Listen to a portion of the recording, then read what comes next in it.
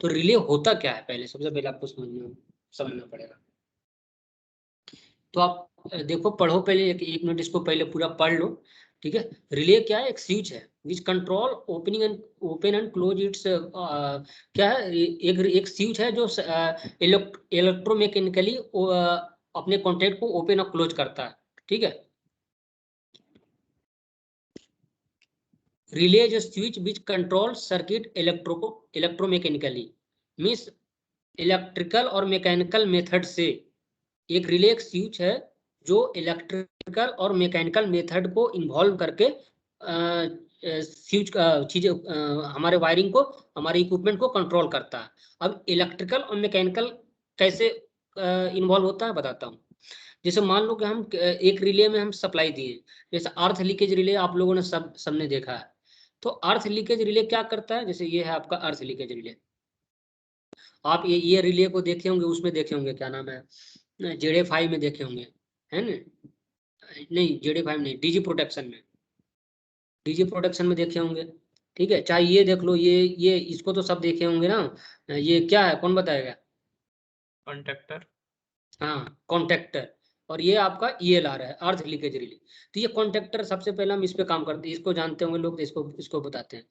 Contactor कैसे काम करता है? जैसे देखो, A1 A2 ये इसका एक्जुलरी सप्लाई है, ठीक है।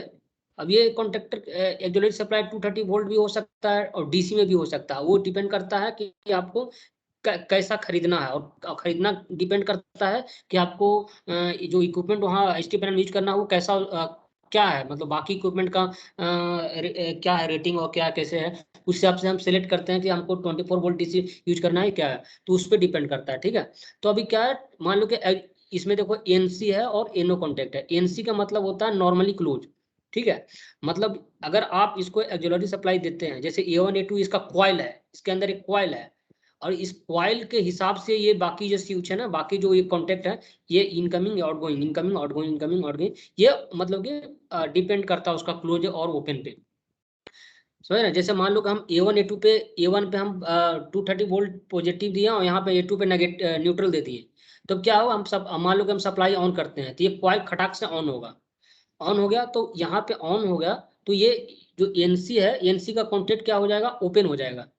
NC का मतलब होता है नॉर्मली क्लोज, मतलब जब हम इसको, इसके कॉइल को सप्लाई नहीं देंगे, तो इसका जो कॉन्टेक्ट है, ये इनपुट और इधर A1 और A2 साइड जो कॉन्टेक्ट है, वो आपस में क्लोज रहेगा, मतलब दोनों टच रहेगा, ठीक है। NO का मतलब होता है कि जब नॉर्मली ओपन, मतलब जब इसको सप्लाई नॉर्मली, ठीक है, नॉर्मली मीन्स समझो आप, नॉर्मली मीन्स जब इसको हम, इसके कॉइल को हम सप्लाई नहीं देंगे तब।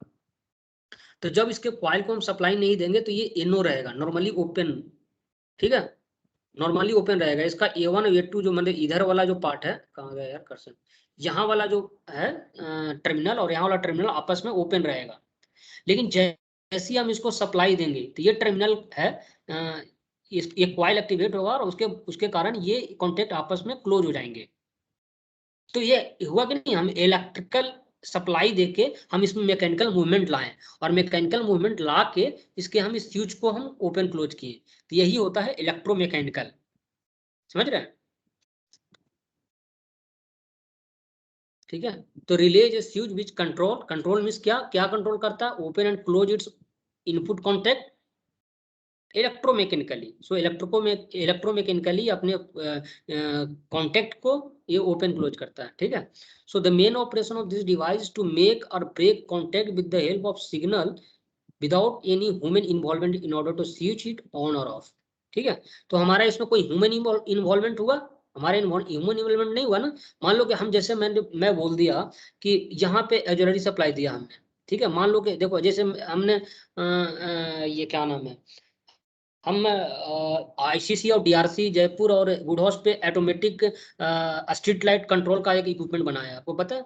तो उसको हम कैसे कैसे मैंने सोचा कि मान लो कि जैसे हमारा, मान लो कि हम यहाँ पे ये क्या रहेगा, नॉर्मली क्लोज रहेगा, ठीक है, और ये नॉर्मली ओपन रहेगा। तो हम नॉर्मली इसको ओपन रखे हैं, ठीक है। और मान लो कि हम ऐसा सोच लेते हैं कि हमको जैसी हमको सप्लाई आता है, हमको हमको जैसी सप्लाई आता है, तो ये चीज़ हमको बंद होना चाहिए, हैं? जैसे ऐसा मान लो कि जैसे, हाँ, आपका सोलर एक साइड में आपका सोलर का बैटरी है, इन्वर्टर है, आप उसको कंज्यूम करना चाहते हैं, और एक तरफ आपका वो है क्या नाम है, ग्रिड है।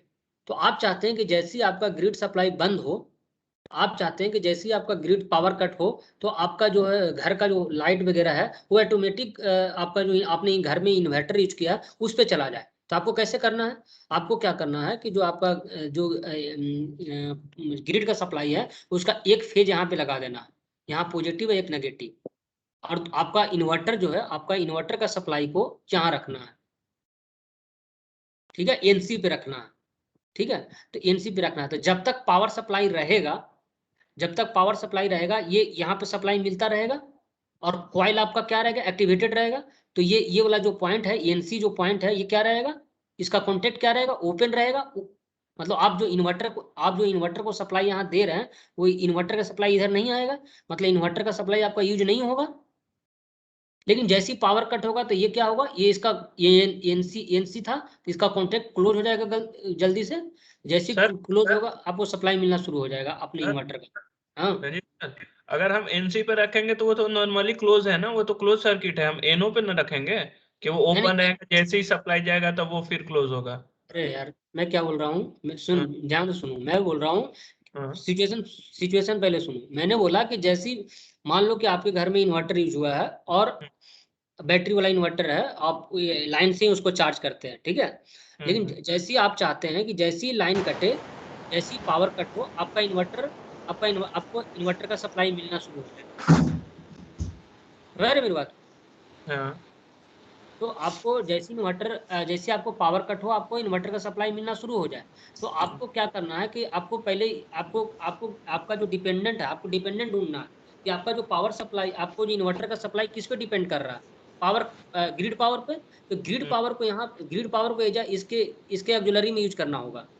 हम्म, जब तक ग्रिड सप्लाई रहेगा, ये ओपन रहेगा ना। हम्म, जब तक ग्रिड सप्लाई रहेगा ये ओपन रहेगा ना, क्योंकि इसको कॉइल का तो मिलता रहेगा। एक कॉइल क्या है, ये कॉइल इसको क्या करके रखेगा, जब तक ये एक्टिवेटेड रहेगा ये इसको ओपन करके रखेगा। लेकिन जैसी सप्लाई नहीं मिलेगा, तब ये जाके एनसी बनेगा ना। अच्छा समझ में आया। हाँ हाँ ठीक है। जैसे ये क्या है, एनसी है, नॉर्मली क्लोज, मतलब यहाँ पे सप्लाई तुम नहीं डालोगे तब ये क्लोज रहेगा।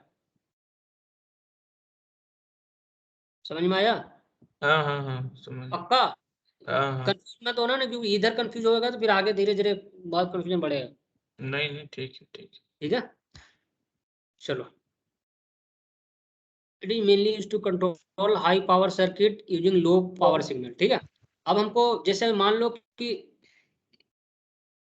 अब क्या है कि मान लो कि ये यहाँ पे हम ये 12 वोल्ट का भी इसी प्रकार हम क्या कर सकते हैं कि एक ऐसा रिले भी खरीद सकते हैं। जैसा हमने एक रिले खरीदा है गुड होस्ट के लिए, यहाँ पे फोटो नहीं है उसका, एक गुड होस्ट पे हम रिले खरीदे हैं, ऐसा सेम टू सेम ऐसा रिले खरीदे हैं, जो ऐसा दिखने में लगेगा आपको।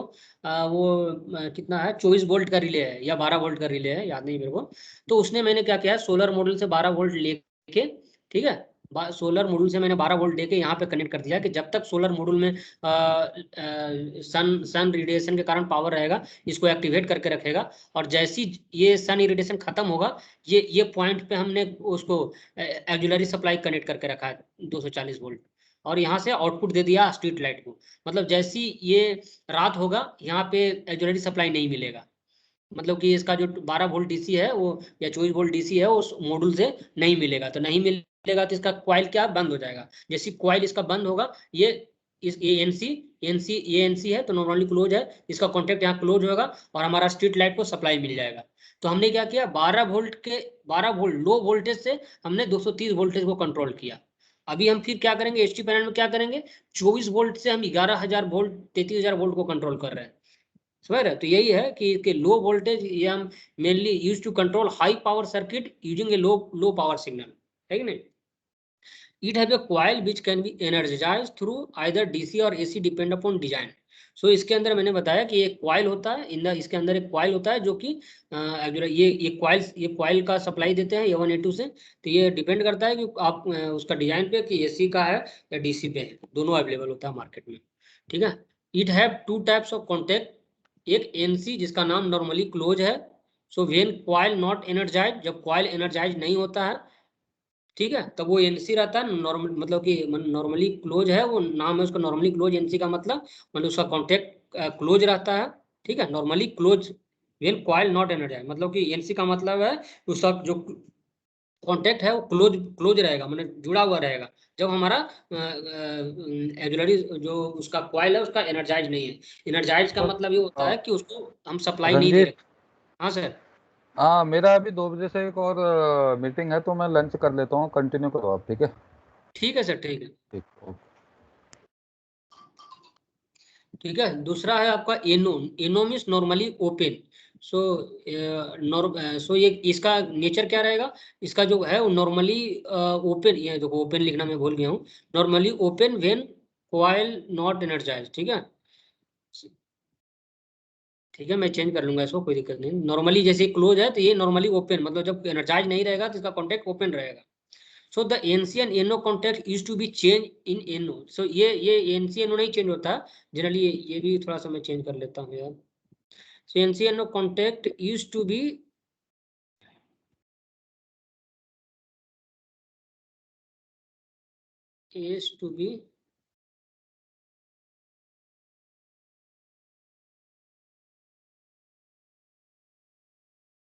ओपन एंड क्लोज रिस्पेक्टिवली, ठीक है।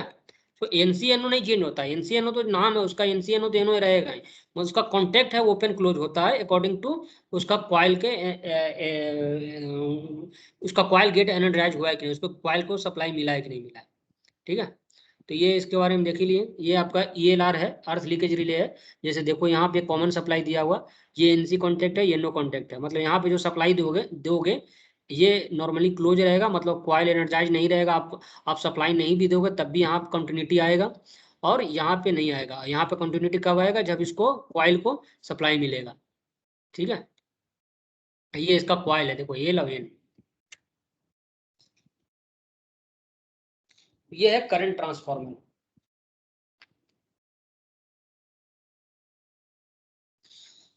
ठीक है। ये है सिटी, ST सिटी है। सो इसमें इसका डिपेंड करता है कि इसमें कितने कोर हो, ठीक है। अभी मान लो कि 1 कोर भी होता है, 2 कोर भी होता है, 3 कोर भी होता है। तो 3 कोर का मतलब क्या होता है कि आपने जैसे यहाँ पे देखो, यहाँ पे मान लो कि 11,000 इनपुट कनेक्टेड है, P1 है, यहाँ पे P1 पे कनेक्टेड रहेगा 11,000 इनपुट, और यहाँ पे आउटपुट कनेक्टेड रहेगा, फिर वो जाके बस बार में या VCB में जाके लगेगा, ठीक है। अब इसके नीचे ये इसका आउटपुट हो गया, ये मतलब S1 सेकेंडरी साइड हो गया इसका, ठीक है, सिटी का ये प्राइमरी साइड हो गया, और ये सेकेंडरी साइड होगा। तो ये इधर 1 कोर भी हो सकता है, 2 कोर भी हो सकता है, ठीक है। वो डिपेंड, जैसे यहाँ पे देखो 2 कोर है, 1S1, ठीक है, 1S1 1S2, तो ये 1 कोर हो गया, और ये 2S1 और 2S2, तो ये दूसरा कोर हो गया, समझ रहे हो। तो देखो यही यहाँ पे डिपेंड, यही दिखाया हुआ है ये कि सिटी का मान लो कि ये 1S1 S2 है, ये सेकंड कोर है इसका, समझ रहे हो, ठीक है।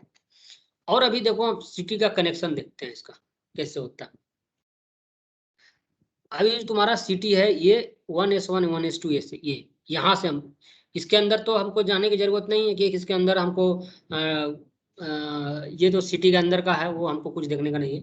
ये बाहर हमको ये टर्मिनल है इसका, सेकेंडरी टर्मिनल, ठीक है।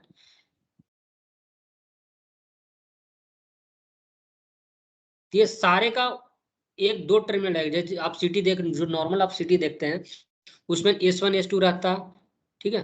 जितने भी सिटी हर एक फेज उसका S1 S2 होता है। तो इसमें आपको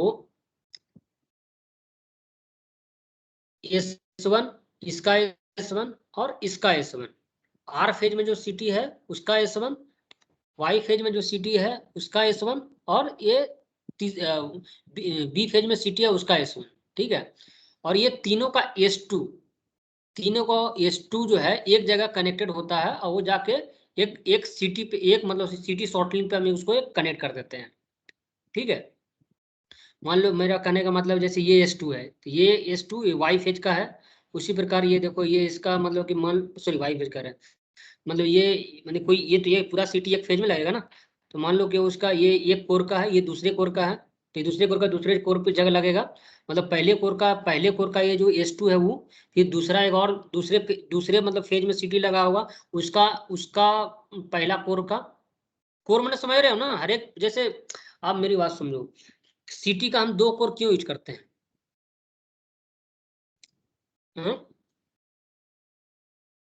CT का 2 कोर यूज करने का है किस लिए, कि हमने आपको पहले ही बताया फ्रंट साइड में,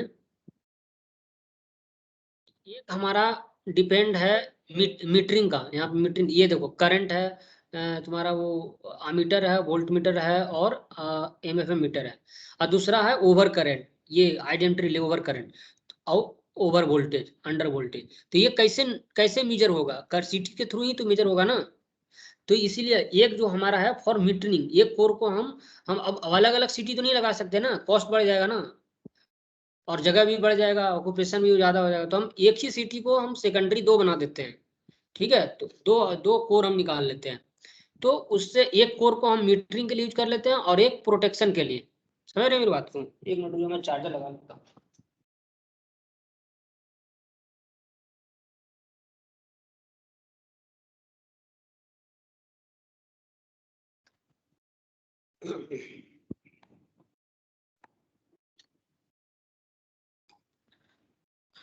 ठीक है।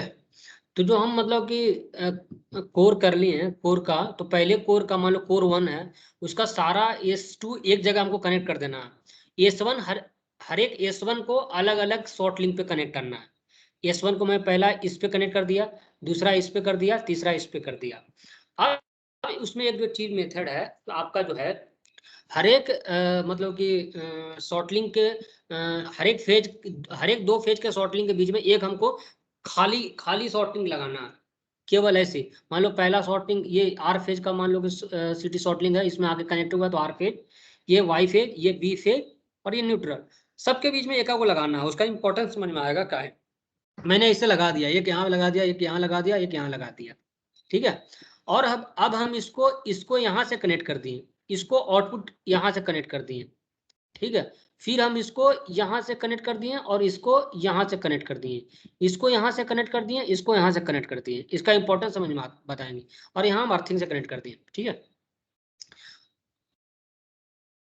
देखो अभी हमको क्या करना है, इसको हमको जब हमको मतलब कि हम जब इंस्टॉलेशन कर रहे हैं, ठीक है, इंस्टॉलेशन कर रहे हैं जब मान लो हम अभी हम मान के चल रहे हैं हमारा फंक्शनल है, हमारा मतलब कि क्या नाम है वो ST पैनल फंक्शनल है। तो ST पैनल फंक्शनल है तो ये CT शॉर्ट लिंक ओपन होगा। क्या होगा? ओपन होगा। ये CT शॉर्ट लिंक यहाँ पे आप ओपन क्लोज करने के लिए होता है। देखो ये है सेम वैसे ही, ठीक है, दिख रहा है ना।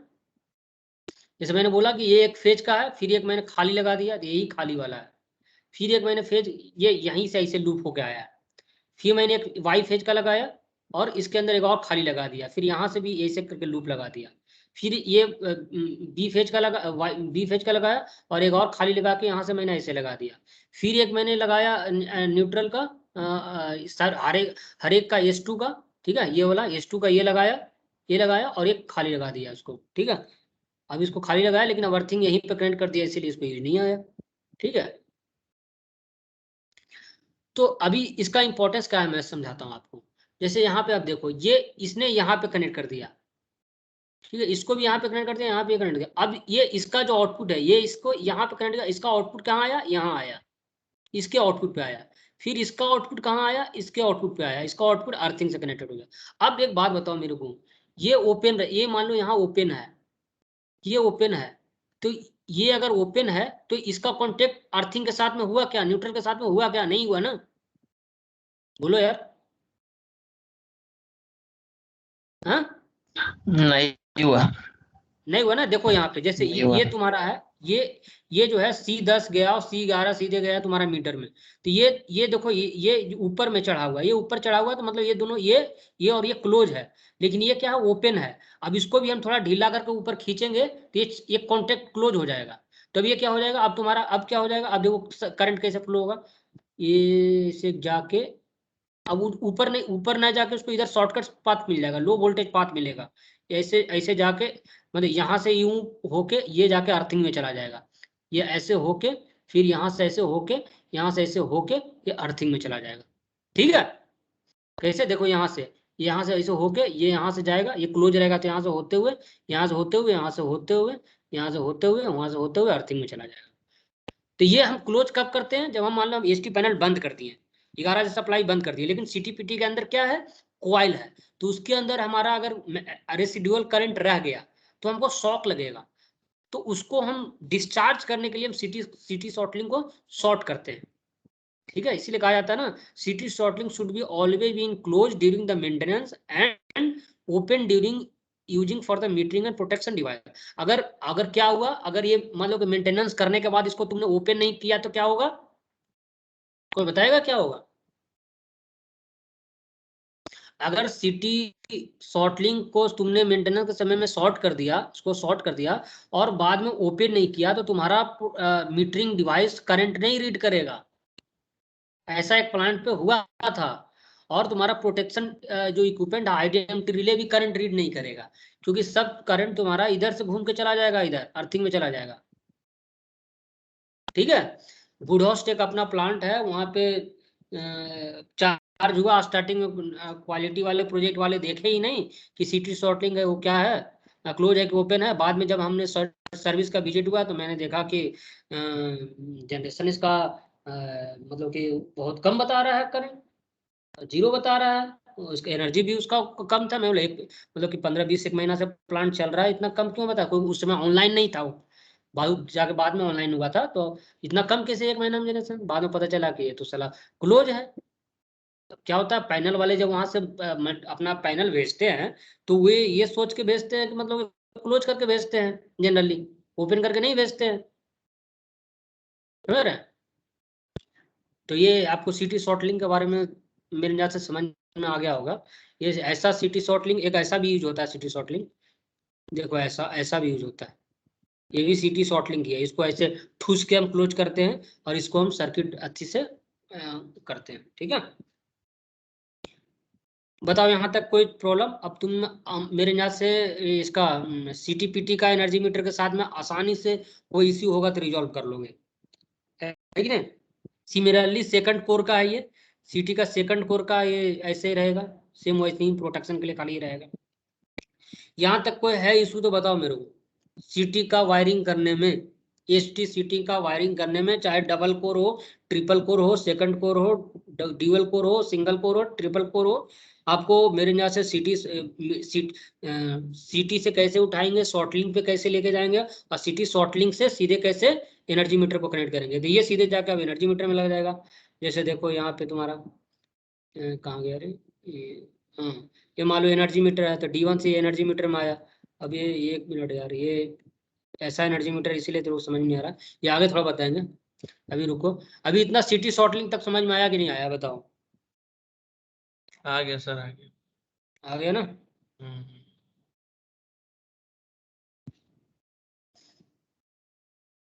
पुष्कर सर क्या हाल है? हाँ रंजीत, बोरिंग तो नहीं हो रहा ना? आ रहा ना? अरे मैं 2 जगह से कनेक्ट हूँ यार। क्या सर? लैपटॉप से आवाज नहीं आ रही थी ना। अच्छा, ठीक है सर, ठीक है। और राहुल?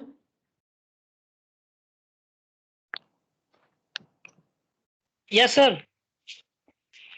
आ रहा है, समझ में आ रहा है ना? यस सर, आ रहा है। ठीक है, बाकी पुलक और नितेंद्र तो काम किए हुए हैं, तो आ ही रहा होगा उनको। चलो आगे बढ़ते हैं। Yes sir.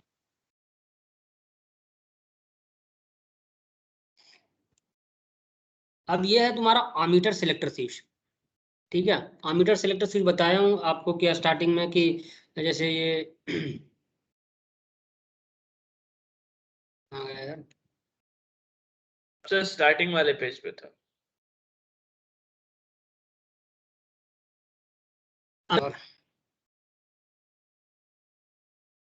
ये जैसे ये तुम्हारा ये सिंगल डिस्प्ले है तुम्हारा अमीटर में, तो उसमें कौन सा फेज का करंट देखना है, तो उस पे घुमाने के लिए मान लो आर फेज में करंट कितना जा रहा है, वाई फेज में कितना जा रहा है, बी फेज में कितना जा रहा है। तो आर फेज में अगर आर फेज पे लेके जाओगे तो ये रहा तुम्हारा नीचे में, आर फेज पे लेके जाओगे तो आर फेज का करंट बताएगा, वाई फेज का, बी फेज का, ऐसा बताएगा। अब इसका अंदर कनेक्शन कैसा होता है वो देखना है आपने, ठीक है। अभी क्या होता है, अमीटर सिलेक्टर स्विच कैसे काम करता है, जैसे मान लो कि तुम्हारा जो भी सिटी से आया वायरिंग आया, जैसे मान लो सिटी से 3 वायरिंग आया, D11, D31 और D51 और D71, ठीक है। तो यही है यहाँ पे दिखाया हुआ L1, L2, L3 और न्यूट्रल, यानी आर फेज का जो वायर आया, वाई फेज का, बी फेज का और न्यूट्रल, ये तीनों आपस को आपको यहाँ पे कनेक्ट कर देना है, ठीक है। अब ये तीनों इसमें ऐसा रहेगा, जैसे लिखा रहेगा, जैसे इसमें इसमें RST के माध्यम से इंडिकेट किया हुआ है, तो इसको RYB आप समझो, ये उधर विदेशों में RST के हिसाब से बताते हैं, ठीक है, वहीं से फोटो उठाया हुआ है। तो जैसे देखो ये बी फेज है, यहाँ दिख रहा है बी, तो यहाँ पे आपको बी फेज वाला जो वायर है उसको कनेक्ट करना है, यहाँ पे आपको आर वाला है ना वो कनेक्ट करना है, ठीक है। और उधर कहीं एक और ऐसे थोड़ा सा मूव करेगा तो उधर आपको वाई फेज का दिखेगा, और यहाँ पे आपको देखो दिख रहा है A1, और उसी प्रकार आपको ये साइड में पीछे में दिख रहेगा A2, तो A1 A2 को आपको जाके उससे अमीटर से कनेक्ट करना है। वहां पे जो आपका देखो अमीटर है और जो वोल्ट मीटर है, तो अमीटर वो सिंगल डिस्प्ले का जो अमीटर वोल्ट मीटर है उसमें मात्र 2 ही कनेक्शन होगा, समझ रहा है, A1 A2 मात्र 2 ही कनेक्शन होगा। आप गूगल करना कि अमीटर का फोटो, वायरिंग फोटो पीछे का गूगल करना, तो उसमें आपको मिलेगा मात्र 2 ही कनेक्शन मिलेगा, A1 और A2 जोड़ने का मिलेगा। मैं क्या बोलता हूँ, मैंने किया है वो, उसमें फोटो दिखा दूंगा लास्ट में। मैं एसटी पैनल में मैन्युफैक्चरिंग में काम किया तो मेरे पास फोटो वोटो है थोड़ा बहुत, तो मैं दिखा दूंगा। उसमें मात्र जो अमीटर, जो आपको अमीटर और वोल्ट मीटर रहेगा उसमें मात्र 2 ही कनेक्शन करना रहता है, A1 A2, ठीक है। तो ये A1, ये रहा A1, उसके बैक साइड में पीछे A2। तो ये आपको ये समझो कि अमीटर सिलेक्टर स्विच एक इनपुट आउटपुट डिवाइस है। आपने इसको इनपुट दिया L1, L2, L3 और न्यूट्रल।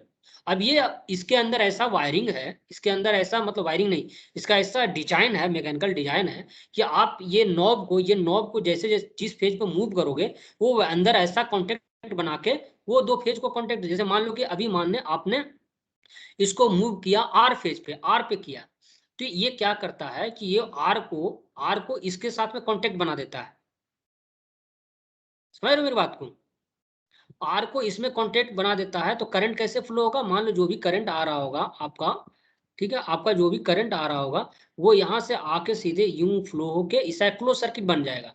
तो क्लोज सर्किट बनेगा तो अमीटर आपका रीड करेगा, बाकी 2 फेज ओपन सर्किट में रहेगा, ठीक है। फिर आपका ये उसी प्रकार ये सॉरी, ओपन सर्किट नहीं रहेगा यार, ओपन सर्किट रहेगा कभी भी तो वो ब्लास्ट हो सकता है, ओपन सर्किट नहीं रहेगा। बाकी 2 फेज को क्या करता है वो अर्थिंग के साथ में कांटेक्ट में ला देता है, ठीक है। देखो ये आप देख रहे हो ना यहाँ पे, ये देखो ये सारे फेज अर्थिंग के साथ में कांटेक्ट में है ना,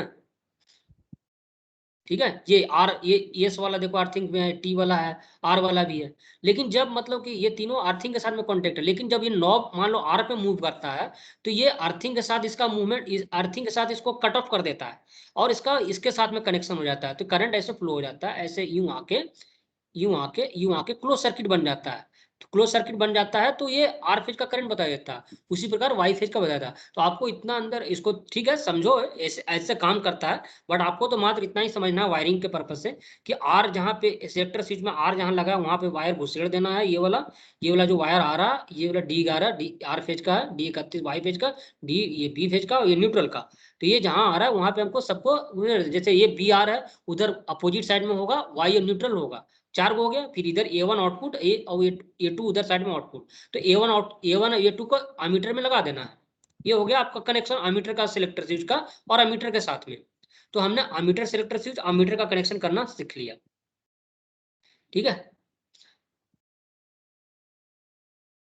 रंजीत, हाँ हाँ ये जो रोटरी सिलेक्टर स्विच है, अगर उसको क्रॉस चेक करना है तो अपना अगर कोई स्पेयर में है तो मल्टीमीटर के थ्रू भी चेक कर सकते हैं इसको। जो आर फेज पे लगाया तो कौन कौन सा आर पे हम लगाते हैं तो कौन कौन से कॉन्टेक्ट उसमें हाँ सर, अगर देखिए अभी मेरे पास स्पेयर में नहीं है, मेरे पास स्पेयर में नहीं है, बट अभी एक काम करो ना, आप खरीद लो एक स्टडी पर्पज में, आप लगा देना अपने जो भी एसटी प्लांट है उसमें, मतलब कि एक्सपेंसेस क्लेम करके आप कर सकते हैं, उसको रख सकते हैं, देख सकते हैं। चेक सबसे सिंपल है कि वो रोटरी स्विच कहाँ कहाँ मूव कर रहा है, कौन कौन से कॉन्टेक्ट हाँ उसमें कनेक्ट है। जाएगा। नहीं आप कर सकते हैं सर, उसमें आप देखो जैसे मान लो कि आप आर फेज पे रखना, और आर फेज पे रख के आप मतलब कि L1 और जो A2 है ना, ये A1 रहेगा ना, A1 और R1 के बीच में कंटिन्यूटी चेक करना, आएगा कंटिन्यूटी आएगा, बाकी फेज के बीच में नहीं आएगा। A2 और Y में, A2 और इसमें चेक करोगे तो नहीं आएगा। फिर ये नॉब को Y पे लेके जाओ तो Y और A2 A1 के बीच में आएगा,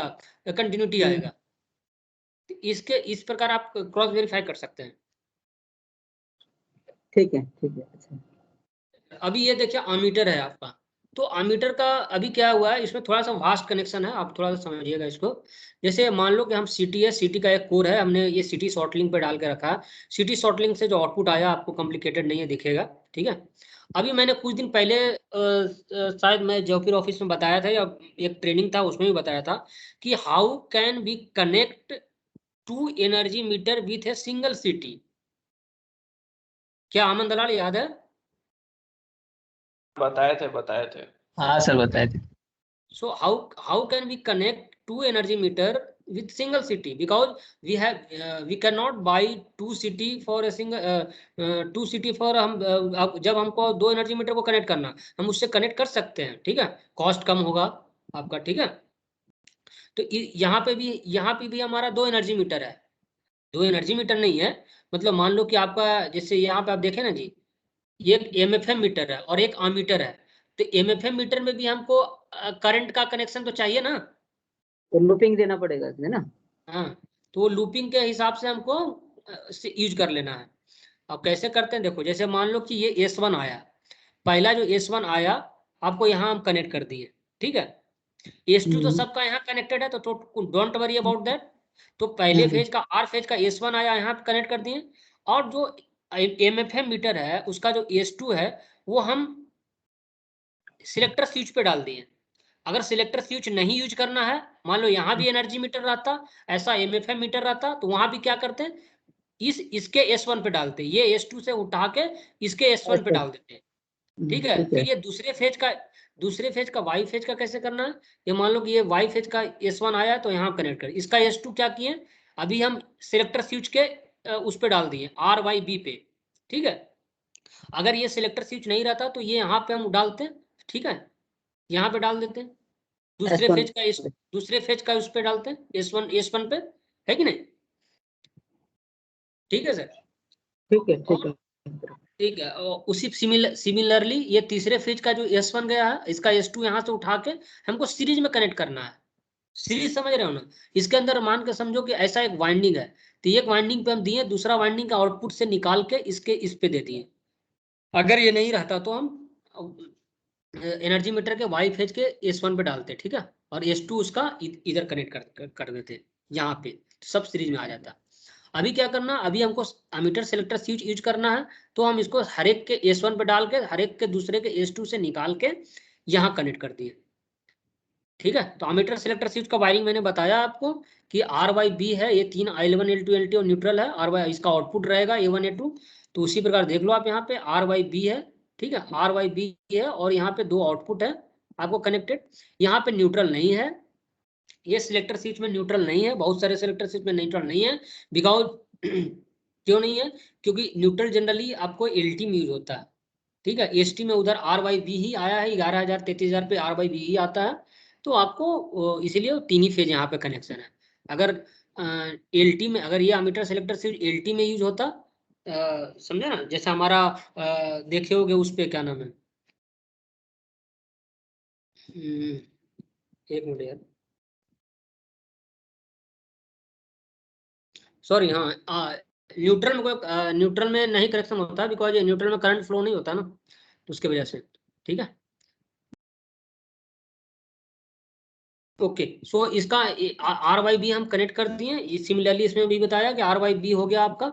RYB कनेक्ट करने के बाद ये आउटपुट आया इसका A1 A2, ठीक है। A1 आपका डायरेक्टली कनेक्टेड है इससे अमीटर से, और A2 का जो है आपको, अगर यहाँ पे न्यूट्रल रहता तो हम न्यूट्रल इसके थ्रू देते, लेकिन हमारा न्यूट्रल यहाँ पे नहीं है, तो इसके लिए हम क्या किए, हर एक जो आपका जो मतलब कि सिटी शॉर्टलिंग का जो सेकेंडरी है, वो सिटी का कोर का जो सारे फेज का जो S2 है, उसको डायरेक्टली हम यहाँ पे सिटी शॉर्टलिंग में कनेक्ट करके सिटी शॉर्टलिंग को हम यहाँ A2 पे डायरेक्ट कनेक्ट कर दिए, ठीक है।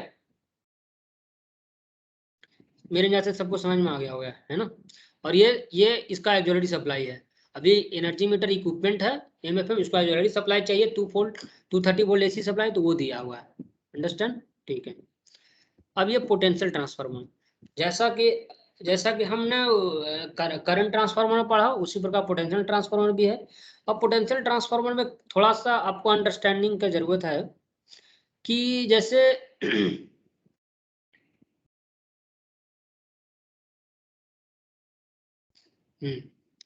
ये आपका मेन जो स्ट्रीम लाइन है, जो पावर लाइन है, वहां से हमने उठाया, वहां से एक फ्यूज के माध्यम से ये सीपीटी कनेक्टेड होता है।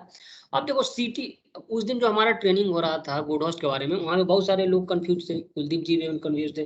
क्या इशू था वहां पे लोगों को लग रहा था जैसे सिटी में होता है, सिटी में जैसे होता है कि हम प्राइमरी P1 यहाँ कनेक्ट करेंगे और P2 यहाँ से निकल गया और ये दोनों के बीच फ्यूज होता है। ऐसा नहीं होता, फ्यूज इसके बीच नहीं होता। यहाँ पे फ्यूज किसके बीच में है? फ्यूज आपके फ्यूज जो है आपका 11 kV के बीच में नहीं है, मतलब कि 2 11 kV ऐसा नहीं है। फ्यूज आपको प्रोटेक्ट कर रहा है, आपको पीटी, ठीक है ना, पीटी के सेकेंडरी को बचा रहा है आपको, ठीक है। आपको यहाँ पे मान लो कनेक्टेड है, आपको पीटी का यार बढ़िया फोटो था वो मैं दिखाऊंगा। चलो ठीक है, अपन बात करते हैं अभी बात, ठीक है। तो ये पीटी का मान लो प्राइमरी है और ये सेकेंडरी साइड है। तो ये सेकेंडरी साइड, इसका आउटपुट इधर रहेगा, उसमें भी कोर रहता है, ठीक है। कि कितना कोर चाहिए आपको, सिंगल कोर चाहिए या डबल कोर चाहिए। मान लो कि हमको डबल कोर एक प्रोटेक्शन के लिए, एक मीटरिंग के लिए चाहिए, तो ठीक है। तो आपके मतलब कि पीटी का जो फ्यूज है वो आपको 11 kV से एलवी साइड को बचाता है। समझ रहे मेरी बात को? फोटो दिखाएंगे आपको रियल में, ठीक है। सिमिलरली उसमें जैसे वहां पे सिटी शॉर्ट लिंक यूज हुआ था, तो इसको यहाँ पे हमको इसको टीवी बोलते हैं, टर्मिनल ब्लॉक, ठीक है। टर्मिनल ब्लॉक कैसा होता है? नहीं है इसमें टर्मिनल ब्लॉक, मतलब मान लो ऐसा ही है, जैसा ऐसा टर्मिनल ब्लॉक होता है, ठीक है। उसमें ये इसमें जैसे ऑपरेटिंग स्विच होता है ना, उसमें ऑपरेटिंग करने का कुछ नहीं होता। एक टीवी होता है ना, टर्मिनल ब्लॉक जानते हो यार सब, इसमें क्या है, ठीक है। तो ये टीवी है तुम्हारा, इसमें कुछ वो नहीं है, हाँ, उसमें कनेक्ट करने की कोई जरूरत नहीं है। डायरेक्ट तुम्हारा पीटी से जो आउटपुट आया आर फेज का, वाई फेज का, बी फेज का और न्यूट्रल, न्यूट्रल तो होता ही नहीं है, ठीक है। आर वाई बी इसमें भी, ठीक है। तो ये डायरेक्टली कनेक्टेड होता है, ठीक है। फिर उसके बाद हम एक्सटर्नल एक फ्यूज लगाते हैं, एलवी फ्यूज लगाते हैं, ठीक है। कहीं कहीं लगा होता है, मैक्सिमम साइड पे कहीं कहीं एमसी भी लगा देता है। तो बट कहीं हमारे आईसीसी में लगा हुआ है फ्यूज, इसीलिए मैं इसको दिखाया हूँ, फ्यूज लगा हुआ है, ठीक है। उसके बाद ये फ्यूज, इसके बाद ये टर्मिनल ब्लॉक के बाद फ्यूज में गया। फिर फ्यूज के बाद आउटपुट हम यूज किए जहाँ पे हमको यूज करना है। जैसे मान लो कि इसको हमको यहाँ, ये यहाँ से ये ऊपर में जो दिख रहा है ये मीटरिंग के लिए गया होगा, और ये सब इंडिकेशन के लिए गया है, ये वोल्ट मीटर सिलेक्टर स्विच के लिए गया है। सो वोल्ट मीटर सिलेक्टर स्विच भी ऐसा ही होता है, कुछ नहीं, उसमें भी 3 इनपुट होता है RYB, और एक आउटपुट होता है V1 V2। जैसे मैंने बोला कि आपको मीटर और वोल्ट मीटर में 2 ही आउटपुट होता है और 2 ही कनेक्शन होता है उसका आउटपुट में। ये वोल्ट मीटर सिलेक्टर स्विच है, इसको मैं बताऊंगा थोड़ा देर में, ठीक है। अभी इसे इंडिकेशन लैंप के बारे में बात करते हैं। अब इंडिकेशन लैंप यहाँ पे देख लो, 2 फेज के बीच में कनेक्टेड है कि नहीं। और हमारा मान लो पीटी जो है, हमारा पीटी है मान लो 11,000 से 110 कर रहा है, समझ रहे हो बात को? 11,000 से 110 कर रहा है। तो जो 110 वोल्ट है वो हमारा हमको किसके किसके बीच मिलेगा? इसके और न्यूट्रल के बीच मिलेगा या इसके इसके बीच मिलेगा? बताओ कोई। 2 फेज के बीच 110 मिलेगा कि दो दो एक फेज और न्यूट्रल के बीच मिलेगा 110 वोल्ट? 2 पीटी फेज हमारा के 11,000 न्यूट्रल के से साथ 110, हाँ? न्यूट्रल के साथ मिलेगा ना 110। नहीं, पूरा फेज मिलेगा, फेज टू फेज मिलेगा, ठीक है। एक मिनट, ठीक है। क्यों मिलेगा मैं बताता हूँ आपको। जैसे देखो मेरी बात सुनो, जब अगर कोई कहता है कि हमारा जो ट्रांसफार्मर है 11,000/540 है, चाहे 11,000/400 है, या 33,000/11,000 है, ठीक है। ये ट्रांसफार्मर की बात कर रहा हूँ, चाहे पीटी में भी वैसी कहेगा। कितने का पीटी है? 11,000/110। तो when he is talking about 11,000, तो 11,000 एक फेज में तो वोल्टेज नहीं होता है ना, 11,000 वोल्टेज क्या होता है, 2 फेजों के बीच होता है। 33,000 जो वोल्टेज है वो लाइन वोल्टेज 2 फेज के बीच में। So when you talking about कि 11,000 से 110 मींस इज टॉकिंग अबाउट कि 2 फेज के बीच। सो जो आपका जो वोल्टेज मिलेगा 110 वो 2 फेज के बीच मिलेगा। इसीलिए यहाँ पे जो इंडिकेशन लैंप यूज हुआ है 110 वोल्ट का यूज हुआ है, 110 वोल्ट। तो इसको 110 वोल्ट कब मिलेगा, जब 2 फेज को हम कनेक्ट करेंगे आपस में। इसीलिए देखो इसका एक फेज इससे कनेक्टेड है, 2 फेज इससे कनेक्टेड है, दूसरा फेज। सिमिलरली दूसरे फेज का एक फेज इससे कनेक्टेड है, दूसरा इससे कनेक्टेड है। सिमिलरली तीसरे का एक इससे कनेक्टेड है, एक इससे कनेक्टेड है। समझ रहे हैं? तो 2 फेज के बीच है ये इंडिकेशन लाइन R/B। अगर सिमिलरली अगर हमको मान लो कि हमारे पास अभी मान लो कि जो हमारा वो है क्या नाम है, जो हमारा इंडिकेशन लैंप है वो 65 वोल्ट का है, तब हमको सिंगल फेज में यूज करना पड़ेगा। जैसे हमारा गुडोस जो प्लांट है वो 11,000 बाई 110 है, 11,000 बाई 110 है। लेकिन क्या है वहाँ पे जो इंडिकेशन लाइन यूज हुआ है वो 65 वोल्ट का यूज हुआ है, 60 से 65 वोल्ट का है। तो वहाँ पे जो इंडिकेशन लाइन है वो फेज से न्यूट्रल कनेक्टेड है। ठीक है, मतलब ये वाला यूज में आया है, फेज और न्यूट्रल में कैसे कनेक्टेड रहेगा। ठीक है, अब ये रहा volt meter selector switch. So similarly मैंने बताया कि वोल्ट मीटर सिलेक्ट भी वैसे ही काम करता है अमीटर सिलेक्टर स्विच के। 3 हम इसको इनपुट देते हैं R/B, ठीक है, उसका एक आउटपुट होता है। जैसे V1 V2 देख लिया, V1 V2, ठीक है, और एक V3 होगा, ठीक है, और ठीक है इस पे एक न्यूट्रल लिखा हुआ है। ठीक है, अगर न्यूट्रल यूज करना है तो यूज करेंगे, नहीं करना है तो नहीं करेंगे। तो V1 V2 V3 और उसका फिर एक आउटपुट रहेगा V1 V2, वो अपोजिट साइड में होगा, उधर साइड में होगा। तो इसको यह स्क्रू ड्राइवर से हमको इसको ढीला करके इस पर R फेज लगाना है, Y फेज लगाना है। इसमें मान लो कि ठीक है तीसरा जहाँ पे V1 V2 V3 लिखा रहेगा वहाँ पे Y B फेज लगा देना है, और यहाँ पे न्यूट्रल है तो कनेक्ट करना है। और उसको फिर आउटपुट हमको A1 A2 मिल जाएगा, जिसको A1 A2 आउटपुट को वोल्ट मीटर पे इनपुट पे कनेक्ट कर देना है। ठीक है, फिर इसको मूव करने पे ये ऑपरेट करके बताएगा। अब इसके अंदर ये जो मैकेनिज्म हो काम कैसे करता है वो समझो। देखो ये मैकेनिज्म इसका ऐसे काम करता है। जो वोल्ट मीटर सिलेक्टर स्विच है वो 2 टाइप का आता है। एक आता है कि जिसमें आपको केवल लाइन वोल्टेज बताएगा, जैसे हमारे यहाँ जो पहला EST पैनल में दिखाया था वहाँ पे पहला टाइप का है, केवल लाइन वोल्टेज दिखाएगा। देखो BR RY और YB ये बताएगा, ये ऑफ का कंडीशन है। तो बस मात्र वो बताएगा, न्यूट्रल वाला नहीं बताएगा। लेकिन एक जो यूज होता है वो न्यूट्रल भी बताता है। देखो जैसे देखो RY YB BR और इधर RN YN VN, इसमें न्यूट्रल का कनेक्शन रहेगा, जो जनरली ये LT में यूज होता है। ठीक है, ओके। सो कैसे काम करता है वो देखो यहाँ पे। जैसे मान लो ये 0 पोजीशन है, मतलब ऑफ कंडीशन है। अभी आप मान लो कि ये नॉब को RS पे लेके जाते हैं, तो जब RS पे आप लेके जाते हैं तो RS पे ले जाने से आपका क्या होता है कि ये वाला ये दोनों 8 और 10 जो कॉन्टेक्ट है, 8 क्या है ये कॉन्टेक्ट और ये कॉन्टेक्ट आपस में क्या क्लोज होते हैं, RS पे ये दोनों कॉन्टेक्ट क्लोज होते हैं। ठीक है, तो RS कॉन्टेक्ट ये क्लोज होगा तो कैसे काम करेगा बताता हूँ।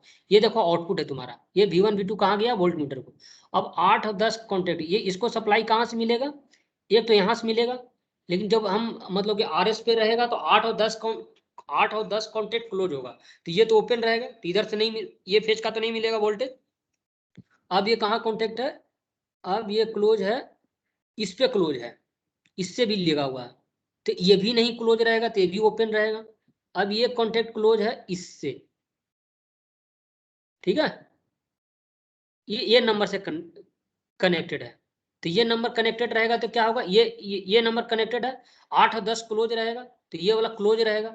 मतलब ये वाला ये R फेज का जो वोल्टेज है वो यहाँ जाके मिलेगा, यहाँ V1 को R फेज का वोल्टेज मिल जाएगा। ठीक है, और फिर V2 को कहाँ से मिलेगा, V2 को मिलेगा ये इससे मिलेगा, ये वाला मिलेगा, ये वाला यहाँ से रीड करेगा, तो ये वाला भी रीड करेगा, तो ये तो ओपन है। ठीक है, ये वाला रीड करेगा, ये वाला भी तो ओपन है, फिर ये वाला रीड करेगा, तो ये वाला तो क्लोज है। मैंने बोला 8 और 10 क्लोज है, तो ये क्लोज रहेगा, तो इसको यहाँ वाला वोल्टेज मिलेगा R और S, तो ये वाला पॉइंट मिल जाता है इसको। यहाँ पे ये रीड करेगा एस वाला वोल्टेज, तो दो ये आर का रीड कर रहा है, ये इसका, तो दो फेज का बीच वोल्टेज आ गया हमको आर एस। ठीक है, उसी प्रकार से एक कॉल आ रहा है। हेलो हेलो,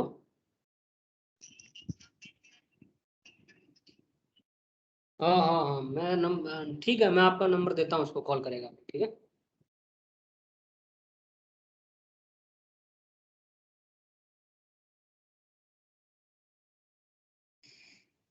एक मिनट यार, पानी वानी पी लो तब तक, देखो थोड़ा सा मेरे को कॉल आ गया। इसको देख लो थोड़ा सा, तब तक अपने से पढ़ के, अपने से हाथ घुमा के देख लो कि हमको, मान लो कि हमको आर और न्यूट्रल के बीच चाहिए, तो 10 11 क्लोज है। तो V1 V2 से हाथ ले जाके देखो तो V1 से V2 देखो तो 10 11, तो 10 मतलब ये क्लोज है आर, और 11 मतलब ये क्लोज है, तो ये दोनों के बीच ऐसे ऐसे आ रहा है कि नहीं, और बाकी सब ओपन रहेगा। ऐसे करके एक बार देख लो।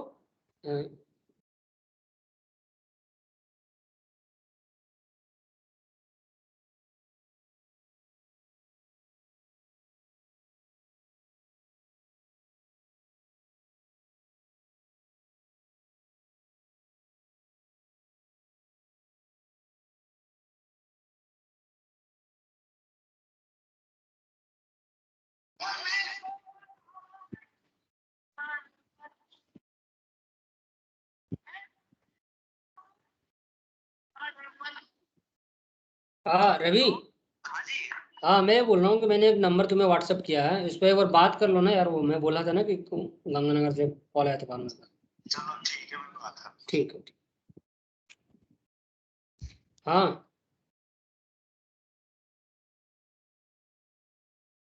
देख लिए क्या सब?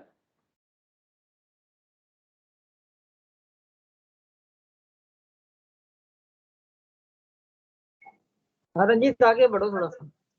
ठीक है।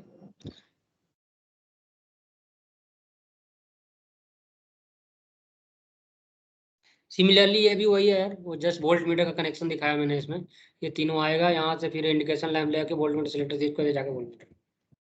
ठीक है, ये एनर्जी मीटर का भी समझ क्लियर हो गया होगा, कि वो पहले ही बता दिया हमें। ये इसका तीनों करंट का, ये वोल्टेज का, फिर आके लाके इधर जोड़ देंगे। अब ये रहा टीएनसी। अब यहाँ से इंपॉर्टेंट पॉइंट शुरू होता है रियल। ये तो यहाँ तक तो समझो कि आपने पावर वायरिंग का सीखा।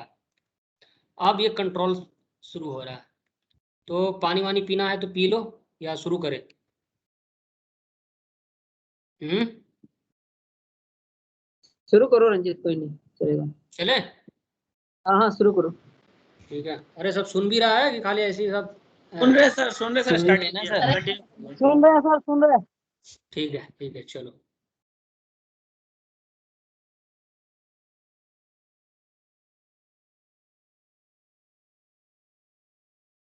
ओके, सो सबसे पहले मैं बता रहा हूँ कि एसटी पैनल में कितने प्रकार के सप्लाई होते हैं।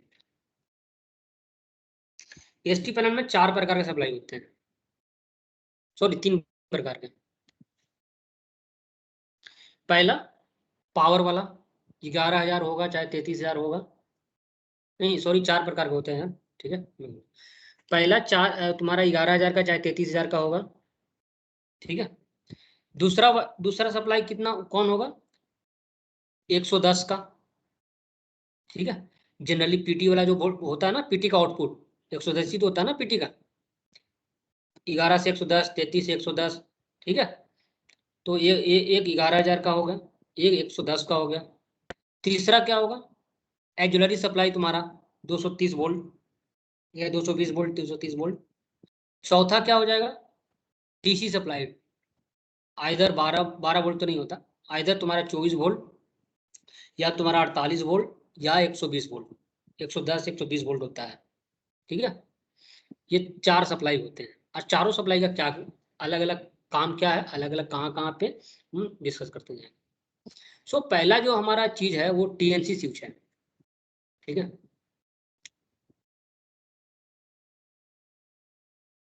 जैसा कि मैंने बताया कि अभी कंपनी, अगर अगर अपनी कंपनी को हम ब्रेकर माने, तो एचआर डिपार्टमेंट उसका क्लोजिंग कॉइल और ट्रिपिंग कॉइल है, ठीक है। एचआर डिपार्टमेंट उसका ट्रिपिंग कॉइल और क्लोजिंग कॉइल है। और तुम्हारा प्रेम प्रकाश सर ये है local remote switch. Local remote switch क्यों उनको कहा गया है? कि आइदर वो लोकली हैंडल कर लेंगे या वो उसको रिमोट मैंने आगे बढ़ाएंगे। ठीक है, फिर टीएनसी स्विच आप सत्यप्रकाश सर को मान लो। ऐसा ऐसे समझा रहा हूँ यार, जैसे प्रकाश सर को तो मैंने आगे वो मैंने वो बताया ना, मास्टर ट्री बताया था, तो उस हिसाब से समझो कैसे भी। अभी इसको नहीं तो आप इसको ऐसे समझ लो कि आपका रिपोर्टिंग मैनेजर है और ये प्रेम प्रकाश सर है टीएनसीसी। ऐसा मतलब वो करके समझाने में क्या थोड़ा सा मन में बैठता है। मैं ये बोल रहा हूँ ऐसा इसलिए कि जैसे अभी क्या है कि ब्रेकर को ऑन ऑफ कौन कराएगा? Tripping coil and closing coil. ठीक है, ब्रेकर के अंदर एक मैकेनिज्म होता है यार, एक स्प्रिंग होता है, वो स्प्रिंग को पुश करना होता है। तो वो पुश कैसे होता है ब्रेकर का ना, वो स्प्रिंग जो मैकेनिज्म होता है वो क्लोजिंग कॉइल को इस हिसाब से बैठाया जाता है कि जैसी क्लोजिंग कॉइल चार्ज हो ना तो उसके अंदर से एक पिन टाइप का निकलता है, और वो पिन क्या है, वो स्प्रिंग को पुश कर देता है। तो मैकेनिज्म क्या, स्प्रिंग पुश होने पे क्या होता है, मैकेनिज्म पूरा धड़ाक से अपना ट्रिप पोजीशन में चला जाता है, चाहे ऑन पोजीशन में चला जाता है। समझ रहे हैं? तो वही जो कॉइल है, जो कॉइल ये मैकेनिज्म जो स्प्रिंग मैकेनिज्म को ऑपरेट करता है उसको बोलते हैं trip coil and close coil.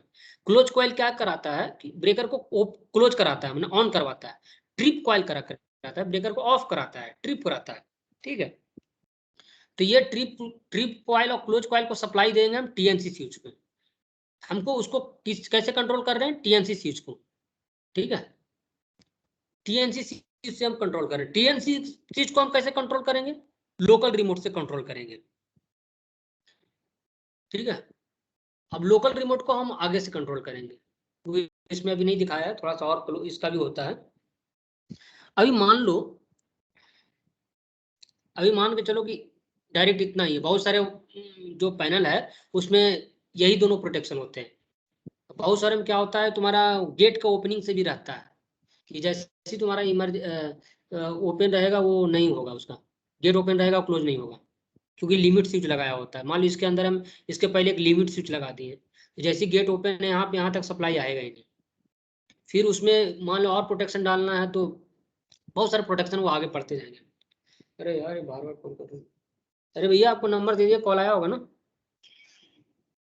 Just वो कॉल करेगा, मैं उसको नंबर दे दिया। ठीक है, आप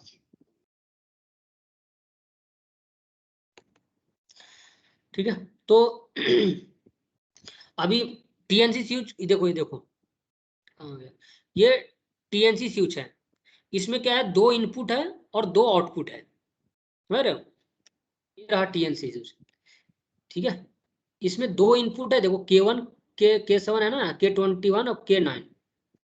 ठीक है, K1 और K7 और K21 K9 ये आउटपुट है। तो K1 जो है और K7 जो इनपुट है, K1 कहाँ से आया है, K1 कहाँ से आया है, K1 अपना इंडिपेंडेंट सप्लाई है, ये K1 कहीं से आया है, इधर अपना इंडिपेंडेंट सप्लाई है। ठीक है, जनरली कहाँ से आया होगा मैं बता दूंगा, लेकिन अभी मान के चलो कि इंडिपेंडेंट सप्लाई है। ये मान लो जैसे इसको मतलब कि हम जो बैटरी में जो आपका पावर बैंक है, पावर बैंक से मैंने सीधे उठा के ले लिया यहाँ से K1, और हम इस पे दे दिए, टीएनसी स्विच पे दे दिए K1। एक हम इनपुट दिए K7। K7 हम कहाँ से लिए हैं, हम K7 डायरेक्ट नहीं लिए, हम K7 लोकल रिमोट से लिए हैं। लोकल रिमोट स्विच को हम इंडिपेंडेंट सप्लाई दिए हैं, जैसे K1 को इंडिपेंडेंट सप्लाई दिए थे पावर बैंक से उठा को, इसको भी हम इंडिपेंडेंट सप्लाई दिए K5। अब K5 को हम 2 भागों में डिवाइड किए, एक लोकल माने जो लोकल रिमोट स्विच है इस सप्लाई को दो भागों में वो करता है। एक लोकल मतलब इसको इधर भेज देगा, जो डायरेक्ट टीएनसी स्विच पे चला जाएगा इनपुट पे। दूसरा तुम्हारा उसको रिमोट पे भेजेगा, मानो जब हम इसको रिमोट पे रखेंगे तो ये वाला जो सप्लाई रहेगा इसके बीच में, ये सप्लाई इसके ये कांटेक्ट में नहीं रहेगा, ये दोनों ओपन रहेगा। जब इस स्विच को हम इस यहाँ पे रखेंगे, चाहे यहाँ रखेंगे चाहे यहाँ रखेंगे, तो ये दोनों जो है ना कांटेक्ट, ये ओपन रहेगा, यानी इसके बीच में कोई भी सप्लाई नहीं रहेगा। तो जब यहाँ से हम 24 वोल्ट डीसी सप्लाई दे रहे हैं, यहाँ तक आएगा, यहाँ तक आएगा, यहाँ नहीं आएगा। जब यहाँ नहीं आएगा तो तुम इसको हैंडल को कितना भी क्लोज की तरफ घुमा लो, तुम्हारा ब्रेकर क्लोज नहीं होने जा रहा है। अब है कि जब रिमोट पे रहेगा तो क्लोज कहां से होगा? तो रिमोट पे रहेगा, अगर ये तुम्हारा ब्रेकर रिमोट पे रहेगा तो ये देखो, ये रिमोट पे हम कहीं दूर से दे रहे हैं, ठीक है।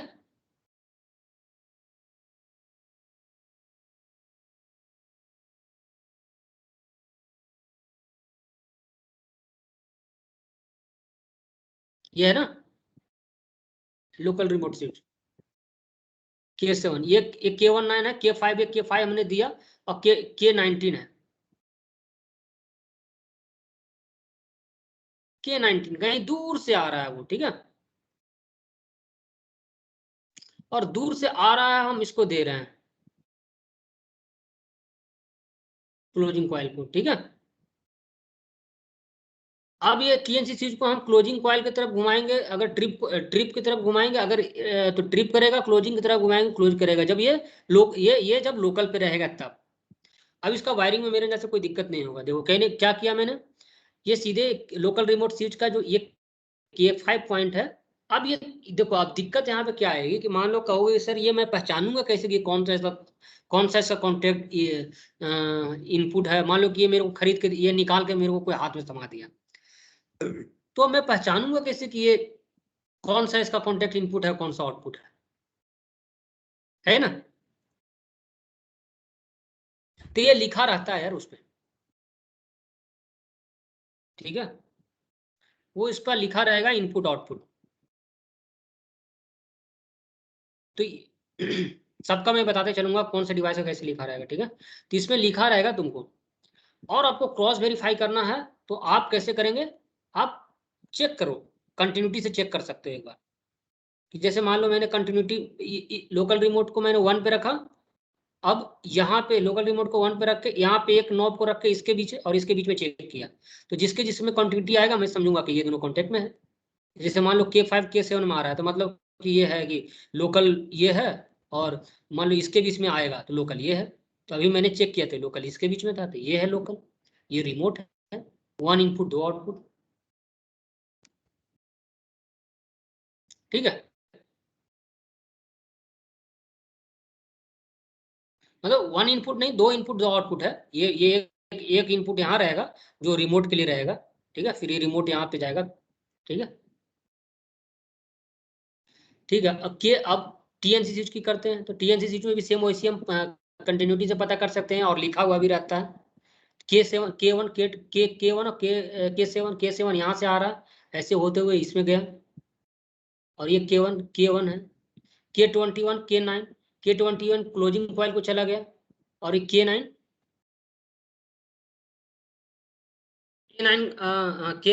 चला गया तुम्हारा क्लोजिंग कॉइल को, और K21 ट्रिपिंग कॉइल को।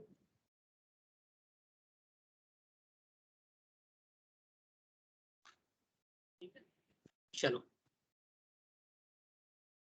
अब ये एक और चीज समझेगा कि यहाँ पे देखो डबल वायरिंग है K21 का। तो डबल वायरिंग का मतलब ये है कि ये कहीं और से आया होगा सिग्नल, एक और चीज जो इससे मतलब पैरेलल होके गया है, चाहे इमरजेंसी पुश का हो, चाहे तुम्हारा मास्टर ट्रिप का हो, कि यहाँ से भी पैरेलल ले लिया और दे दिया ताकि सिग्नल को रीड करते हुए चला जाए, वो बात की बात है आगे। अब ये रहा इमरजेंसी पुश बटन। यहाँ तक है TNC और लोकल रिमोट का कोई वायरिंग में दिक्कत होगा क्या? हाँ सर हाँ थोड़ा एक बार ये समझाइएगा कि अगर मान लो कि ये जैसे K5 है, ठीक है ना, हाँ सॉरी ये K7 है, हाँ तो ये लोकल रिमोट से जा रहा है अपने TNC स्विच में हाँ K7, ठीक है ना। तो ये मान लो कि इसका तो ये फीडबैक आ गया लोकल रिमोट का कि ये जा रहा है कि अगर लोकल रिमोट पे रहेगा तो ये अपना TNC काम करेगा, ठीक है हाँ। ना। तो ये यहाँ से कौन सा जो केबल है वो जा रहा है कि ब्रेकर के पास वो ट्रिप कराएगा? ये जा रहा है ना K21, K21। हाँ K21 ये वाला, ये देखो ये K21 जा रहा है ब्रेकर के क्लोजिंग, तुम्हारा वो उसका ट्रिपिंग कॉइल को, ठीक है।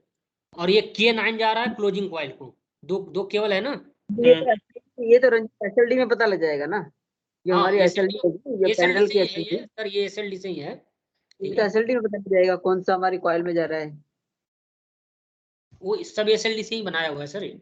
मैं तो बोलता हूँ कि हर एक जितने भी आपका ST प्लांट है ना, आप सब ST प्लांट का ये बना लो ऐसा, क्योंकि नहीं, जब जब फॉल्ट आती है ना, तो मैंने ये ICG का बनाया, मैं गुड होस्ट का भी बना रहा हूँ, ठीक है, उसका भी डाटा मेरे पास प्रिपेयर हो गया है, तो क्या नहीं वो इसमें ठीक है, ये जो तुम बता रहे हो ना वो ठीक है, जिसके पास जो ये साइट है ना, अगर वो थोड़ा आइडेंटिफाई करके रख ले तो जल्दी ट्रेस कर सकता है। जल्दी मेंटेनेंस कर सके। और कभी मैं बोलता हूँ कि जब आपके यहाँ फॉल्ट आएगी तो आपका IQ, मान लो कि आपके पास मतलब आपका दिमाग जितना काम कर रहा है अभी नॉर्मल कंडीशन में, जब फॉल्ट आएगी तो उस समय में आपका पावर वायरिंग में तो काम करता है आदमी का, क्योंकि उसमें कुछ ज्यादा सोचना नहीं होता है। कंट्रोल कंट्रोलिंग में आपका दिमाग हिल जाएगा, उतना आपको मतलब कि माइंड बहुत डर लगेगा कि ये ओके है कि नहीं, क्या है उसमें बहुत हो। तो इसके लिए आपको मतलब आपको कंट्रोल वाला अपने से अलग से बना के रखना चाहिए कि आपका कहाँ से कनेक्शन कहाँ जा रहा है, ठीक है। तो मैं करूंगा, कोई नहीं, धीरे धीरे मैं अभी गुड होस्ट का बना लेता हूँ, उसके बाद धीरे धीरे हर एक प्लांट का बैठ बैठ के अपन SLD पढ़ पढ़ के बनाएंगे। नहीं, ऑन साइट में एट प्रेजेंट जब फॉल्ट आता है उस समय बहुत दिक्कत आती है, टाइम कंज्यूम ज्यादा होता है ना, हाँ, तो तो वो इससे जल्दी क्या वाली है, सही ऐसे हो अगर आप बना लेंगे ना, तो आपको मान लो कि कोई इक्विपमेंट फेल हुआ ना, चाहे वो हो गया, तो आपको पता करने में, अभी मान लो कि जैसे अभी ये काम नहीं कर रहा है, तो स्टेप बाय स्टेप जाने में आपको आसानी होगा कि यहाँ से यहाँ मैं कंटिन्यू चेक, यहाँ से यहाँ तो ठीक है यार, यहाँ से यहाँ ठीक है यार, वहाँ से ठीक है, कहाँ दिक्कत आ रहा है, तो ये आपको फाइंड आउट करने में बड़ा आसानी होगा। है। इसका फंक्शन ही बता दो बस, क्योंकि वायर कहाँ से और कौन सी आ रही है वो तो एसएलडी में पता लगेगा, बस इसका जो फंक्शन है ना जैसा बता रहे हो वही बताते हाँ जाओ कि इसका क्या फर्क है बस। हाँ हाँ हाँ हाँ हाँ सर, वही ठीक है, ठीक है। हाँ, तो वही मैं बता रहा हूँ, इसलिए ठीक है। लोकल रिमोट स्विच का काम ही है, लोकल रिमोट, 0 पे मतलब ऑफ, 1 पे लोकल, मतलब आपको लोकल मतलब कि आपको यहाँ से जो आपको कनेक्शन दिए वही वाला कनेक्शन पे काम करना है। रिमोट का मतलब आपने कहीं दूर से उसको ऑपरेशन कर रहा है, उसके उसके कनेक्शन पे काम करना है, ठीक है। TNC स्विच का हो ही गया कि आपको ट्रिप कॉइल को सप्लाई देना है, क्लोजिंग मतलब क्लोजिंग सप्लाई देना है। आप स्विच जने घुमाओगे, दोनों में कॉन्टेक्ट बनेगा, ठीक है, ये सर दोनों एक बनेगा। चीज और मैं पूछ रहा था हम्म, कि जैसे अपना ये रंजीत कितनी बार जो अपना TNC स्विच है, हाँ अभी इसमें एक ही कनेक्शन किया हुआ है ना, जैसे लोकली ये लोकल का, रिमोट का नहीं किया हुआ है ना? नहीं, रिमोट का नहीं किया हुआ। हाँ ठीक है फिर। टीएनसी तो मैनुअली है, बस मैनुअली स्प्रिंग चार्ज करने के लिए है ये, है क्या रंजीत। सर? हाँ, जो टीएनसी स्विच है सिर्फ मैनुअली रिचार्ज करने के लिए स्प्रिंग को, उसी पर्पज के लिए लगाया गया है ये। नहीं नहीं नहीं सर, स्प्रिंग के लिए डीसी भी नहीं है ये तो ब्रेकर को ऑन ऑफ ब्रेक करने के लिए है। के लिए है ना? नहीं, ऑन करने के लिए, ऑफ करने के लिए तो ना होगा, ऑन करने के दोनों लिए। के लिए है सर, ऑन ऑफ दोनों के लिए है। ट्रिप मतलब है ना, ऑफ, क्लोज मिस अच्छा ब्रेकर ऑन हो जाएगा, ट्रिप मिस ऑफ करने के लिए। ठीक है। इमरजेंसी पुश बटन होता है, वो ब्रेकर को केवल ट्रिप कराने के लिए होता है। हम्म, ये ठीक है। इमरजेंसी पुश बटन है, ठीक है। हम्म, हाँ, एक और चीज, अब ये TNC स्विच क्या है, TNC स्विच जो काम करता है वो भी मान के चलो कि तुम्हारा, स्टार्टिंग में मैंने एक रिले बोला था, वही रिले पे काम करता है, बट ये मैकेनिकल रिले है, इलेक्ट्रोमैकेनिकल नहीं है, मैकेनिकल रिले। आप मतलब कि या लिमिट स्विच रिले मान लो, लिमिट स्विच टाइप का है कि आप इसको घुमाओगे तो इधर ये दोनों में कांटेक्ट आएगा। आप मान लो कि ये इसको हैंडल को इधर घुमाते हो तो इसमें कांटेक्ट आएगा, इधर घुमाते हो तो इसके में कांटेक्ट आएगा, समझ रहे हैं? तो ये एक मतलब कि लिमिट स्विच टाइप का है, जैसे गेट बंद हुआ तो तुम्हारा लाइट बंद हो जाएगा, खुला तो जल गया, ऐसा हो, ठीक है। अब इमरजेंसी पुश बटन के बारे में पढ़ते हैं। इमरजेंसी पुश बटन जो यूज करते हैं वो क्या होता है, जनरली आपका जो इमरजेंसी पुश बटन है वो जनरली एनसी बटन होता है, ठीक है, जनरली NC बटन होता है।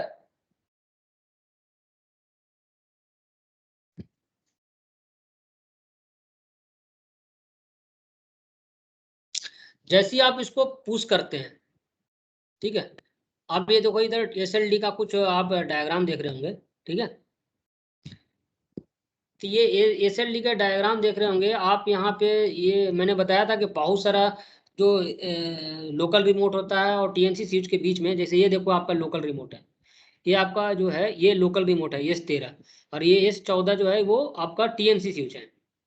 तो लोकल रिमोट और TNC स्विच में बहुत सारा कॉन्टैक्ट होता है। ये कहाँ से आया है, ये सब ब्रेकर के कॉन्टैक्ट से आया है, ठीक है।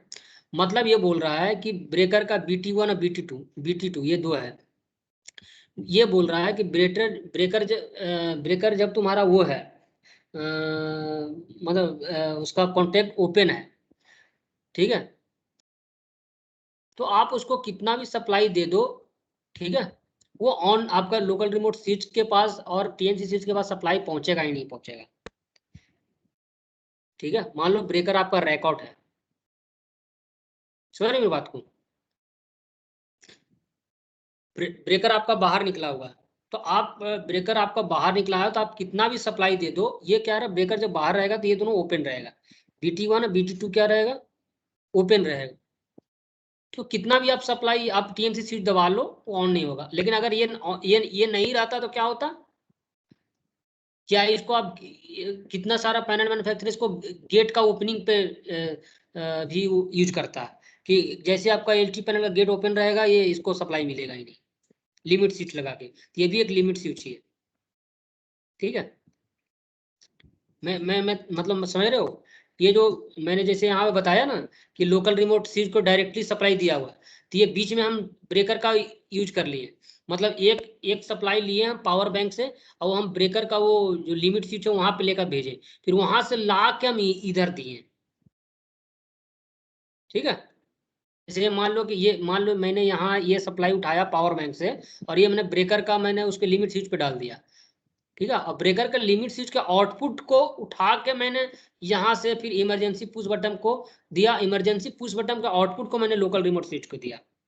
अब मेरी एक बात बताओ, जब तुम्हारा ब्रेकर, ठीक है, जब तुम्हारा ब्रेकर ऑफ है, ऑलरेडी ऑफ है, ठीक है, या ब्रेकर तुम्हारा रैकआउट है, तो उस समय ये यहाँ पे इमरजेंसी स्विच बटन को सप्लाई मिलेगा, नहीं मिलेगा, क्योंकि ये सर्किट ओपन रहेगा। तो इमरजेंसी पुश बटन दबाएगा तो कुछ भी नहीं होगा। ठीक है, दूसरा इमरजेंसी पुश बटन का आउटपुट जो है, दो आउटपुट है, मतलब ऐसे से दिखाने का मतलब यह दो आउटपुट है। दो आउटपुट क्या है, ये K3 से हमने इनपुट दिया, ये 1 पॉइंट से ये एग्जैक्ट ये TNC नहीं है, वो एग्जैक्ट जो है वो दूसरा है, मैं शायद उसका फोटो भी नहीं मेरे पास, दिखाऊंगा। वो ऐसा टाइप का है कि एक मुंह दिया, ये मतलब कि इधर इधर एक रहेगा, इधर दो रहेगा, ऐसा कॉन्टेक्ट दो रहेगा। तो उसमें क्या है, एक से मैंने इनपुट दिया, ये K3 से इनपुट दिया, कहाँ से मैंने मान लो कि मैंने पावर सप्लाई से लिया और ये लिमिट स्विच लगा के मैंने गेट का लिमिट स्विच यूज करके और मैंने ये दे दिया इमरजेंसी पुश बटन को। इमरजेंसी पुश बटन क्या नॉर्मली क्लोज है, मतलब जब ये यूज इसको दबाओगे नहीं दबाओगे तब ये क्लोज में रहेगा। तो क्या होगा, ये इसको भी सप्लाई मिलेगा, लिमिट किसको मिलेगा, इसको भी मिलेगा, क्या मिलेगा, इसको सप्लाई मिलेगा तुम्हारा लोकल रिमोट स्विच को। लेकिन जैसे तुम इसको दबाओगे, जैसी इमरजेंसी पुश बटन को दबाओगे, ये वाला कॉन्टैक्ट ओपन हो जाएगा, लोकल रिमोट सप्लाई को, लोकल रिमोट स्विच को सप्लाई मिलना बंद हो जाएगा और इसको मिलना शुरू हो जाएगा, मास्टर ट्रिप को मिलना शुरू हो जाएगा। तो जैसे ही मास्टर ट्रिप को सप्लाई मिलेगा, मास्टर ट्रिप क्या करेगा, क्लोजिंग कॉइल को ट्रिप कराएगा। अब कहोगे कि सर आपने अभी बोला कि टीएनसी स्विच से मास्टर क्लोजिंग कॉइल को सप्लाई दिया रहता है और ट्रिपिंग कॉइल को, तो हाँ, TNC स्विच से ट्रिपिंग कॉइल को दिया रहता है, बट जरूरी नहीं है कि सत्यप्रकाश सर से केवल पुष्कर सर ही बात करें, आप भी कर सकते हो, हम भी कर सकते हैं। तो ट्रिपिंग कॉइल को दो दो कनेक्शन दिया रहता है, एक प्रोटेक्शन वाला, ठीक है, मतलब कि मास्टर ट्रिप से, और एक तुम्हारा उससे इमरजेंसी वाला, और एक उससे TNC स्विच से। वो आगे हम पढ़ेंगे कि 3 कनेक्शन होता है उसका। ठीक है, तो इमरजेंसी पुश बटन में कोई दिक्कत, इमरजेंसी पुश बटन को अगर वायरिंग करना होगा तो कोई दिक्कत नहीं होगा ना, सीधे इसका वायरिंग वेरी करता है, हर एक panel to panel manufacturer very करता है। कहीं कहीं क्या रहेगा, ये इतना तामझाम नहीं रहेगा, डायरेक्ट ये सप्लाई यहाँ से उठाएगा और TNC स्विच को इमरजेंसी पुश बटन को देगा यहाँ पे, और इसका आउटपुट उठा के मास्टर ट्रिप को दे देगा। ठीक है, या मास्टर ट्रिप को उठा कर ना के डायरेक्ट ट्रिपिंग कॉइल को दे देगा। ठीक है, तो वेरी करता पैनल टू पैनल, बट अपने को देखना है कि कहाँ उसका कनेक्शन किया हुआ है एसेंडिंग में। ठीक है, आगे बढ़ते हैं। ये हुआ तुम्हारा ब्रेकर स्प्रिंग चार्ज मोटर। ठीक है, यहाँ तक कोई दिक्कत नहीं ना? थोड़ा सा ये वाला अगर नहीं समझ में आया तो आगे समझ में आएगा अच्छा से। ठीक है, ब्रेकर स्प्रिंग चार्ज मोटर, देखो ये है ब्रेकर का स्प्रिंग चार्ज मोटर। कॉस्टली आता है, हमारे गुड हाउस में खराब हो गया तो वो चेंज हो जाएगा। ये है तुम्हारा ट्रिपिंग कॉइल और ये है क्लोजिंग कॉइल।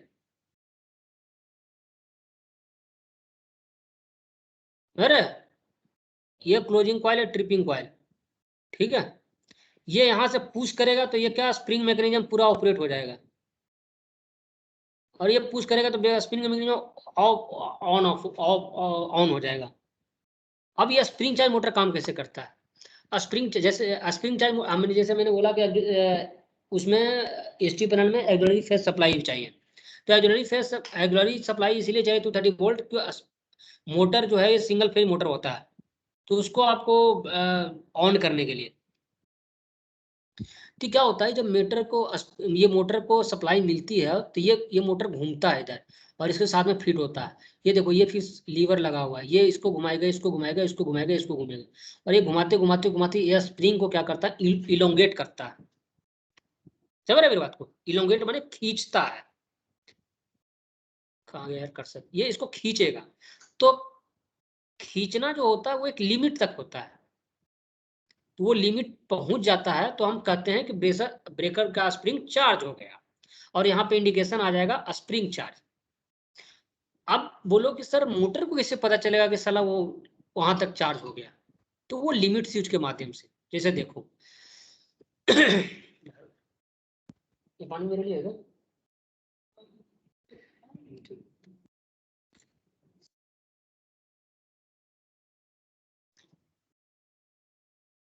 एक मिनट। जैसे देखो ये 230 वोल्ट सप्लाई मैंने दिया, यहाँ एक एमसीबी यूज कर लिए प्रोटेक्शन के लिए, और ये मैंने सप्लाई यहाँ दिया। ठीक है, एक और एमसीबी यूज कर लिया 6 एम्पियर का। ठीक है, ये मैंने दे दिया पॉजिटिव और नेगेटिव। अब यहाँ पे मैंने एक लिमिट स्विच यूज कर लिया, ये है लिमिट स्विच, दिख रहा है? हाँ? ये लिमिट स्विच दिख रहा है मोटर के जस्ट ऊपर। तो ये लिमिट स्विच क्या करता है, देखो ये लिमिट स्विच जहाँ पे, ये नीचे देखो लिमिट स्विच यहाँ पे है, ये दिख रहा?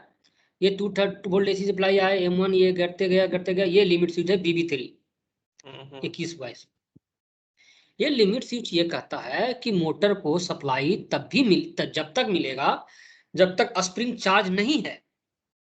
जैसी स्प्रिंग चार्ज होगा ये लिमिट स्विच ओपन हो जाएगा।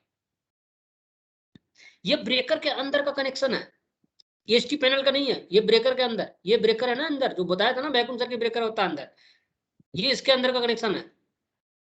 You do not need to do anything. You have to just do the connection कि ये आपको ये मोटर के लिए M1 M2 गया है, वो ये देखो U25 U35 कनेक्शन कर देना है ब्रेकर के सॉकेट में। अंदर जो सॉकेट लगा है ना, सॉकेट सबको देखा ही होगा, ये कनेक्शन ब्रेकर के सॉकेट में जा रहा है, ब्रेकर में जा रहा है थ्रू एक सॉकेट, एक ऐसा सॉकेट लगा रहता है। ठीक है, तो यू वाला जितना भी कनेक्शन रहेगा वो सब ब्रेकर के अंदर जा रहा है। तो ये क्या होता है, ब्रेकर के अंदर क्या होता है, ये ओपन हो जाता है। जैसे ही स्प्रिंग एक लिमिट के बाद चार्ज हो जाता है तो ये क्या होता है, ओपन हो जाता है। तो जब ये ओपन हो जाएगा तो ब्रेकर को सप्लाई नहीं मिलेगा, 230 वोल्ट सप्लाई नहीं मिलेगा, तो ब्रेकर कह रहा है मोटर को 230 वोल्ट सप्लाई नहीं मिलेगा, तो मोटर क्या हो जाएगा, ऑफ हो जाएगा, तो स्प्रिंग अब फर्दर चार्ज नहीं होगा। ठीक है, जैसी लेकिन आप मान लो कि अब जैसी मैकेनिज्म एक ऑपरेट होता है, जैसे आपने ट्रिप किया तो स्प्रिंग जो चार्ज था वो हो गया, डिस्चार्ज हो गया, मतलब ये सिकुड़ गया। अब ये जैसे ही सिकुड़ेगा ये क्या होगा, कॉन्टेक्ट क्लोज हो जाएगा, क्योंकि ये इलेक्ट्रोमैकेनिकल नहीं है, ये तुम्हारा मैकेनिकल है, ये लिमिट स्विच है। एक लिमिट स्पिनिंग एक लिमिट पे रहेगा तभी ये काम करता है, ये अब क्लोज हो जाएगा। अब मोटर को सप्लाई मिलना शुरू हो जाएगा तो मोटर चार्ज होना शुरू हो जाएगा। अब जरूरी नहीं है मोटर चार्ज शुरू हो, मान लो इधर से एमसीबी बंद हो गया तो मोटर चार्ज नहीं होगा, या 230 वोल्ट सप्लाई अवेलेबल नहीं है तो नहीं चार्ज होगा। तो अब समझ में होगा मैं स्प्रिंग चार्ज मोटर कैसे काम करता है। ये स्प्रिंग चार्ज मोटर है, यहाँ इसके अंदर ये फिट रहता है, इधर जैसे इसको सप्लाई मूव करता है और ये अंदर ये इधर इसके से रड आता है, रड इस पे पुल्ली लगा है, ये पुल्ली इसको घुमाता है, ये पुल्ली इसको, ये इसको, और फिर ये फाइनली ये घूम घूम के इसको खींचते रहता है। ठीक है। अब breaker, closing coil and anti pumping relay. Anti pumping relay बाद में बताएंगे, ये कंफ्यूज करेगा, थोड़ा आगे बढ़ते हैं। Closing coil and anti pumping relay, ठीक है। Breaker tripping coil, breaker tripping coil समझो, ये ना मैं कल बताऊंगा, ठीक है। अभी इसको थोड़ा खत्म होगा। देखो ये ब्रेकर ट्रिपिंग कॉइल है और क्लोजिंग कॉइल है और एंटी पंपिंग है, ये तीनों क्या होता है बताऊंगा।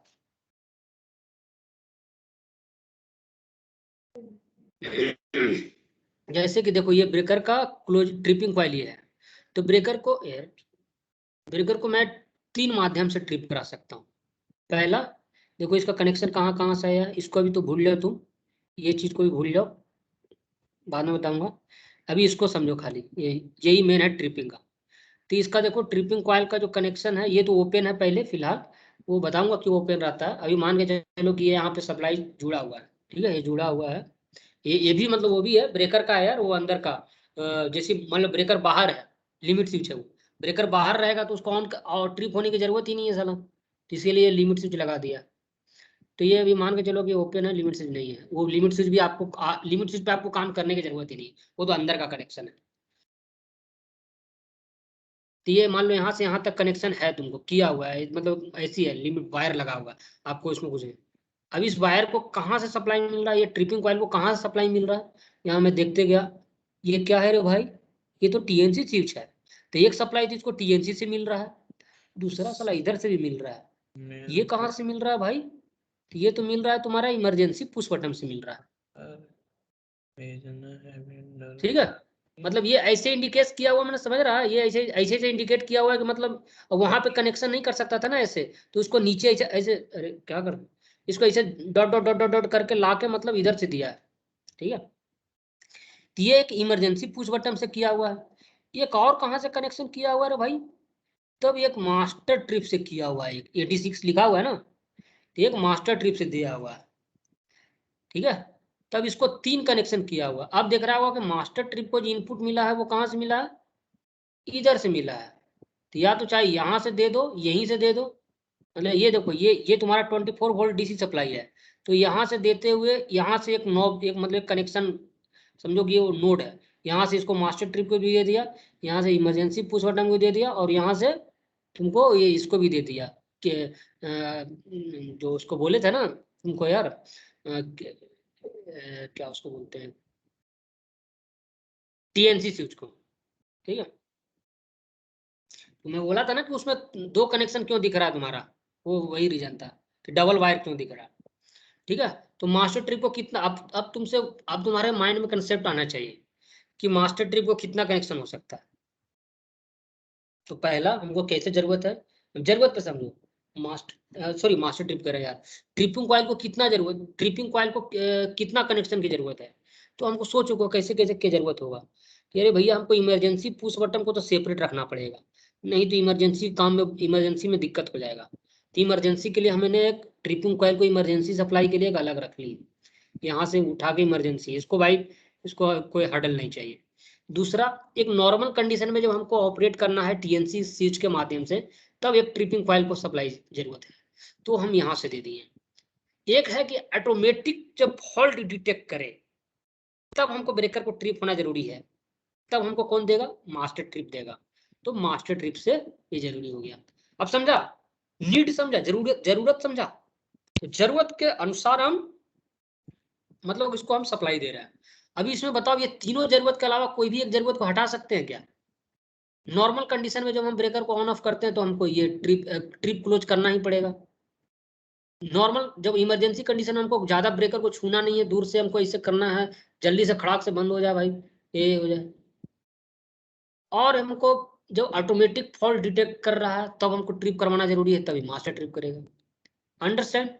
अंडरस्टैंड कि नहीं? ठीक है। अब नेक्स्ट बढ़ते हैं क्लोजिंग कॉइल। अब क्लोजिंग कॉइल को सप्लाई कहाँ कहाँ से जाना जरूरत है?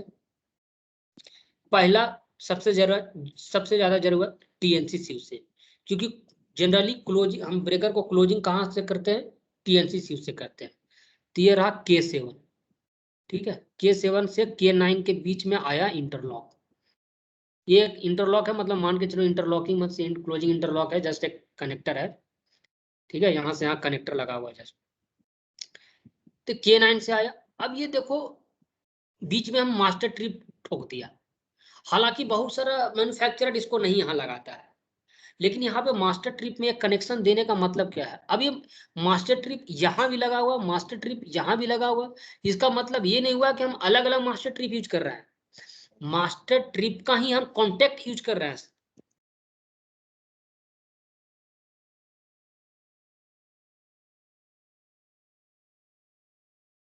ये रहा मास्टर ट्रिप, इसका डिफरेंट कॉन्टेक्ट है। ये मास्टर ट्रिप है, इसका पीछे का कनेक्शन ही है, डिफरेंट कॉन्टेक्ट है। ये मास्टर ट्रिप है, इसका डिफरेंट कॉन्टेक्ट है। देखो क्लोजिंग इंटरलॉक K4 से K15,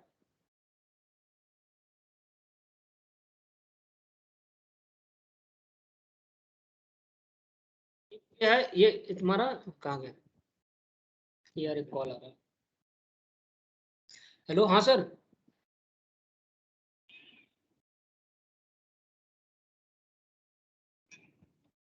अभी 3 ही कर देते हैं ना, या रहने देते हैं ना? टीन शेड ही प्लांट है सर, रहने देते हैं। क्या ज्यादा कॉस्ट आता है क्या?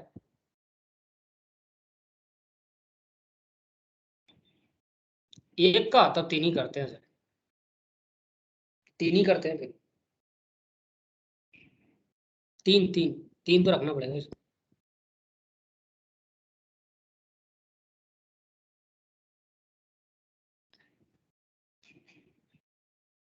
1 महीने का 12,000, तो 12 छक्का बराबर है 1 महीने का 12,000 आएगा, तो 1,00,000। हाँ मतलब 4,231 ना, तो फिर जनरेशन गारंटी नहीं होगा ना, फिर जनरेशन लॉस होगा ना सर, वहाँ पर ज्यादा है, डस्टिंग ज्यादा है। हाँ 3 के अनुसार बना दीजिए, जैसा रिक्वायरमेंट होगा तो 4 कर लेंगे, ठीक है।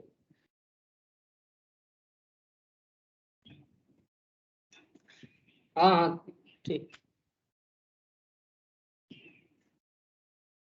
हाँ ठीक है, ठीक है।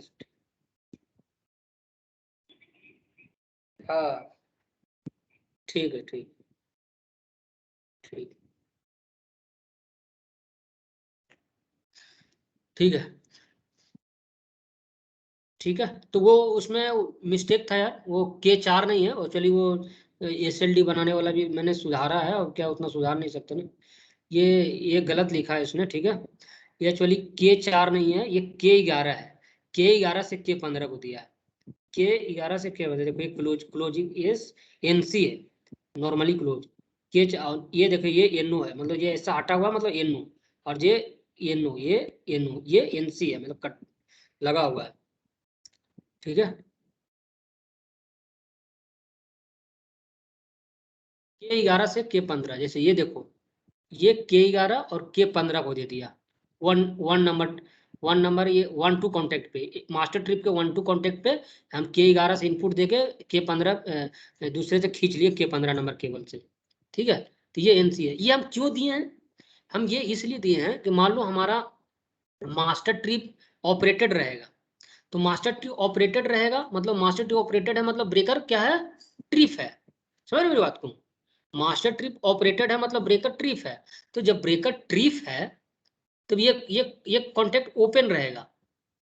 समझ रहे मेरी बात को? जब मास्टर ट्रिप ओपन है तो, क्योंकि अगर ये हम नहीं देंगे तो क्या होगा? मान लो कि किसी हमारा ब्रेकर ट्रिप है और ये ब्रेकर को फिर से किसी ने ऑन किया, तो फालतू के क्यों करें? जब ब्रेकर ही हमारा ट्रिप है तो हम इसको ऑन करने का भी क्या जरूरत है रे भाई?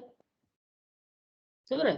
जब ये हम इसको मास्टर ट्रिप को रीसेट कर देंगे तब आराम से ये कॉन्टेक्ट क्लोज में आ जाएगा, तब इसको हम सप्लाई देंगे। इसीलिए एक मत तो समझो कि एक एक्स्ट्रा इंटरलॉकिंग तुम्हारा प्रोटेक्शन हो गया क्लोजिंग कॉइल को, ठीक है। अब यहाँ से ये आगे बढ़ते हुए K15 से आगे बढ़ते हुए DO2 लगा हुआ है। DO2 एक एंटी पंपिंग रिले है। या फिर इसके डायरेक्ट ये कुछ और इंटरलॉक यूज करके, मतलब ब्रेकर के अंदर कुछ लिमिट्स यूज करके लगा के ये डायरेक्ट फिर ये क्लोजिंग सर्किट को दिया हुआ है। इसके बारे में थोड़ा सा पढ़ेंगे आगे जाके। ये एंटी पंपिंग रिले को मैं थोड़ा सा अभी आपको समझा देता हूँ, हल्का समझा देता हूँ, नहीं तो फिर थोड़ा सा ज़्यादा दिक्कत नहीं हो जाए। देखो ये 4 कंडीशन है एंटी पंपिंग का। एंटी पंपिंग एक रिले है कि एंटी पंपिंग रिले ये क्या कहता है कि जैसे मान लो कि कोई एक ऐसा सिचुएशन आ जाता है जब हमारा ब्रेकर मान लो कि ऑटोमेटिकली वो सेंस कर रहा है open close open close open close open close, समझ रहे हो बात को। अभी मान लो कि ये वाला मास्टर ट्रिप का ये वाला चीज नहीं आ रहा था, ठीक है, और एक आध दो चीज यहाँ जो है जो नहीं रहता, तो क्या होता हमारा ब्रेकर क्या हो, जैसे मान लो कि हम ऑटोमेटिकली उसको क्लोजिंग को हम देते, ठीक है, तो क्या होता हमारा ब्रेकर ऑटोमेटिक ट्रिप होता, ऑटोमेटिक क्लोज होता, ऑटोमेटिक ट्रिप होता, ऑटोमेटिक क्लोज होता। तो उससे क्या दिक्कत होता है कि हमारा मैकेनिकल फेलियर हो जाता। तो इसके लिए हम एक रिले, एक्स्ट्रा रिले लगाते हैं, एंटी पंपिंग रिले, कि इन केस जैसे मान लो, मैं आपको लाइव एग्जांपल समझाता हूँ। जैसे मान लो टीएनसी स्विच में कोई मैकेनिकल फेलियर हो गया, समझ रहे मेरी बात को। टीएनसी स्विच में मान लो मैकेनिकल फेलियर हो गया, आपका टीएनसी स्विच, आपने टीएनसी स्विच को घुमाया क्योंकि उसमें तो स्प्रिंग लगा हुआ, टीएनसी स्विच को आपने क्लोज की तरफ घुमाया और वो क्लोज की तरफ सटा हुआ ही रह गया, तो ब्रेकर क्या हुआ, क्लोज हो गया। ब्रेकर क्लोज हुआ ना, तो जैसे ब्रेकर क्लोज हुआ, ठीक है, और आपका फिर क्लोज हुआ तो ठीक है, वो तो क्लोज रहेगा, उसको क्लोजिंग कॉइल को हमेशा सप्लाई मिल रहा है। अब एक तरह से अब मान लो कोई फॉल्ट हुआ, कोई भी छोटा फॉल्ट हुआ और मास्टर ट्रिप रीड कर लिया, तो मास्टर ट्रिप तो रीड कर लिया तो एक्टिवेट हो जाएगा। तो मास्टर ट्रिप क्या करेगा, ब्रेकर को क्या करेगा, ट्रिप कराएगा। तो जैसे ब्रेकर ट्रिप हो गया, अब क्या होगा, वापस क्लोजिंग कॉइल को सप्लाई मिल रहा है मास्टर ट्रिप, क्योंकि टीएनसी चीज वहां पे स्ट्रक कर गया है क्लोजिंग की तरफ, तो वापस ब्रेकर ऑन होगा। जैसे ब्रेकर ऑन होने की कोशिश करेगा, खटाक से मास्टर ट्रिप फिर से उसको ट्रिप कराएगा, cut kit cut kit cut kit cut kit ऐसा होते रहेगा और ब्रेकर तुम्हारा फेल हो जाएगा। तो इस चीज को बचाने के लिए कि जैसे तुम्हारा मान लो कि एंटी पंपिंग रिले एक्टिवेट होता है, जैसे मतलब जैसे तुम्हारा मान लो मास्टर ट्रिप अट्रैक्ट हो जाता है और मान लो कि क्लोजिंग कॉइल को सप्लाई मिल रहा है, मान लो देखो ये क्लोजिंग कॉइल को सप्लाई मिल रहा है, ऐसे ऐसे मिल रहा है क्योंकि वो तुम्हारा मास्टर टीएनसी स्विच स्ट्रक कर गया है। तो जैसे इसको सप्लाई यहाँ तक सप्लाई आएगा, ठीक है, मान लो ये नहीं लगा हुआ, तब कह रहा हूँ ये नहीं लगा हुआ, तो यहाँ तक सप्लाई आएगा, एकदम क्लोजिंग कॉइल में यहाँ तक आएगा। लेकिन जैसे मान लो कि एंटी पंपिंग रहेगा, ये नहीं है फिर भी ये एंटी पंपिंग रहेगा, तो क्या होगा, एंटी पंपिंग का एक जो ओपन कॉइल है यहाँ पे लगा दिया है, मान लो कि एंटी पंपिंग को सप्लाई मिलेगा तो ये ओपन हो जाएगा, ठीक है, और ये एंटी पंपिंग को जो सप्लाई दिया है वो ब्रेकर के ट्रिपिंग से दिया है। मतलब जैसे ही ब्रेकर ट्रिप होगा, मतलब ये कोई फॉल्ट, मास्टर ट्रिप ने कोई फॉल्ट डिटेक्ट किया तो ब्रेकर को ट्रिप करा देगा। जैसे ही ब्रेकर ट्रिप हो गया, जैसे ब्रेकर ट्रिप होगा तो ये ओपन हो गया, तो ये जो कॉन्टेक्ट है, देखो ये जो कॉन्टेक्ट है ये क्लोज हो जाएगा और इसको सब एंटी पंपिंग रिले को सप्लाई मिल जाएगा, तो एंटी पंपिंग रिले क्या क्लोज हो जाएगा। ये एंटी पंपिंग के ये जो एनसी है जो नॉर्मली क्लोज ओपन रहेगा, तो फर्दर तुमको ये क्लोजिंग कॉइल को सप्लाई मिलेगा ही नहीं। अगर मास्टर ट्रिप स्ट्रक भी कर गया तब भी उसको आगे सप्लाई नहीं जाएगा, तो तुम्हारा ब्रेकर मान लो वंस ट्रिप हुआ तो वंस ट्रिप ही रहेगा, ठीक है। अब मैं आपको अथी के माध्यम से समझाते हैं, इसके माध्यम से, ठीक है। ये सब इतना ये समझने की जरूरत है केवल, ये इसमें आपको वायरिंग करने की जरूरत नहीं, ये सब ब्रेकर के अंदर का है, ये इसमें लेकिन समझना जरूरी है। जैसे ये तुम्हारा VCB का ब्रेकर का कॉन्टेक्ट है और ये तुम्हारा 94 भी एंटी पंपिंग का, तो मैंने ये TNC स्विच दिया। अब TNC स्विच को मैंने शो किया, क्या किया, सोच किया, 4 कंडीशन मैंने लिया यहाँ पे। पहला कंडीशन मैंने लिया ब्रेकर ऑफ है, ठीक है, और TNC स्विच स्ट्रक कर गया है, ठीक है, ब्रेकर ऑफ है और TNC स्विच स्ट्रक कर गया, क्या होगा, सप्लाई यहाँ से आएगा, यहाँ से होते हुए इधर जाएगा और इधर जाएगा। अभी तुम्हारा ब्रेकर ऑफ है, तो ब्रेकर ऑफ है तो ब्रेकर का मैंने 2 कॉन्टेक्ट लिया है, एक लिया है NC, एक NO। तो ब्रेकर ऑफ है तो ये वाला NC कॉन्टेक्ट है, ये देखो इधर आ गया सप्लाई, ठीक है। और एक मैंने इसका एनसी कॉन्टेक्ट लिया है, ये 94D का, ठीक है। और ये इसका एनसी लिया, तो ये एनसी से इधर आ गया सप्लाई, ये क्लोजिंग कॉइल को मिल गया, ठीक है। ये दोनों चीज ओपन है। दूसरा कंडीशन मैंने लिया ब्रेकर ऑन है, 94 जो रिले है इसको सप्लाई नहीं मिला इस समय। दूसरा कंडीशन ब्रेकर ऑन है। ब्रेकर ऑन है तो क्या होगा तुम्हारा, ये वाला ओपन रहेगा और ये वाला क्लोज हो जाएगा। 94 वैसी है अभी, 94 अभी एक्टिवेट नहीं हुआ है, 94 ऑफ ही है अभी, ठीक है। सप्लाई यहां से क्लोजिंग कॉइल को सप्लाई नहीं मिलेगा, तो क्लोजिंग सप्लाई नहीं मिलेगा ना क्लोजिंग कॉइल को, बट एंटी पंपिंग को मिलेगा। ये जो तुमने सप्लाई दिया वो यहाँ से होते हुए ये पॉजिटिव इसको मिल गया, नेगेटिव नीचे से मिल ही रहा है दोनों, तो एंटी पंपिंग को अब सप्लाई मिल जाएगा। मिलेगा कि नहीं मिलेगा? अब थर्ड सिचुएशन समझो, ब्रेकर ऑन हुआ, इधर ब्रेकर ऑन है, एंटी पंपिंग, ये तो ब्रेकर ऑन है तो ये ब्रेकर ऑन है तो ये तो ओपन ही रहेगा। अब ये जैसी एंटी पंपिंग रिले है, ये रिले को सप्लाई मिला तो इसका ये वाला उल्टा हो जाएगा, ये जो ओपन था वो क्लोज हो जाएगा और ये ओपन हो जाएगा, ठीक है। अब इसको एंटी पंपिंग को सप्लाई मिल रहा है, इधर से भी मिल रहा है, इधर से भी मिल रहा है, अब इधर। अब मेरे को बात बताओ, ब्रेकर अब ट्रिप में गया, मैं बोल रहा हूँ कि टीएनसी स्विच स्ट्रक कर गया। अब नेक्स्ट कंडीशन जो हम फॉल्ट कंडीशन होता है, हमारा जो टीएनसी स्विच हमने क्लोज किया वो स्ट्रक कर गया और हमारा ब्रेकर भी ट्रिप कर गया, फॉल्ट के मास्टर ट्रिप के कारण फॉल्ट हुआ। अब क्या होगा, हमारा ट्रिप क्लोजिंग कॉइल को दोनों सप्लाई मिलते रहेगा, क्योंकि टीएनसी स्विच हमें क्लोज की तरफ जाकर अटक गया है और मास्टर ट्रिप भी फॉल्ट डिटेक्ट कर लिया, तो क्लोजिंग कॉइल और ट्रिपिंग कॉइल दोनों को सप्लाई मिल रहा है। बट हमको तब क्या होगा, दोनों खटखट करेगा, तो हमको क्या करना है, क्लोजिंग कॉइल को बंद करना है कि क्लोजिंग कॉइल को सप्लाई नहीं मिलना चाहिए, नहीं तो हमको ब्रेकर खटखट कराएगा, ऑन ऑफ खट ऐसा करते रहेगा। तो हमको रोकना है उस चीज को, तो रोक कैसे सकते हैं, ब्रेकर को हम ऑफ कंडीशन में रख के। तो मास्टर ट्रिप को तो हम कुछ नहीं किए, मास्टर ट्रिप को है भाई तुम ट्रिप करा के ही रख, हम क्लोजिंग को कंट्रोल कर लेते हैं। अभी हम क्या किए, देखो एंटी पंपिंग को, जैसे एंटी पंपिंग को सप्लाई मिला और हमारा ब्रेकर ट्रिप में गया, तो जैसे ब्रेकर ट्रिप में गया, देखो ब्रेकर ऑफ था तो ये वाला क्लोज था, ठीक है, ये ऑन था तो ओपन था, ये ब्रेकर जैसे गया कॉन्टेक्ट में, ये क्या होगा, क्लोज हो गया। तो यहाँ से जो वोल्टेज आ रहा था, ये 24D सप्लाई, वो यहाँ से होते हुए यहाँ पे गया, लेकिन यहाँ से पार नहीं होगा क्योंकि एंटी पंपिंग तुम्हारा एक्टिवेटेड है, और एंटी पंपिंग अब एक्टिवेटेड ही रहेगा, क्योंकि पहले एंटी पंपिंग को सप्लाई यहाँ से मिला था और अब क्या है, अब इसके खुद के अपना सब एनसी यूज करके यहाँ से सप्लाई ले रहा है। तो ये तो इसको तो सप्लाई मिल रहा है, तो ये हमेशा एक्टिवेटेड रहेगा। जब ये एक्टिवेटेड रहेगा तो इसका ये क्लोज रहेगा और ये ओपन रहेगा, और जब तक ये ओपन रहेगा, ये टीएनसी स्विच कितना भी स्ट्रक कर जाए, ये सब इसके सप्लाई को क्लोजिंग कॉइल तक पहुंचने नहीं देगा, और जब पहुंचने नहीं देगा तो ब्रेकर में वापस खटखट की आवाज नहीं आएगा। समझ में आया? कोई डाउट है तो पूछो यार इसमें।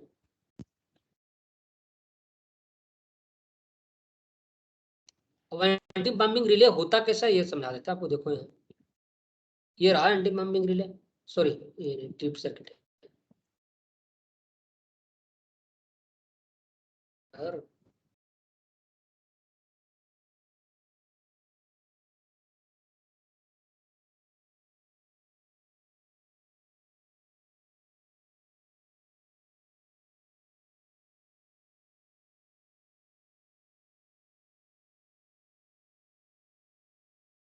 ये है शायद, ये यही है एंटी पंपिंग रिले।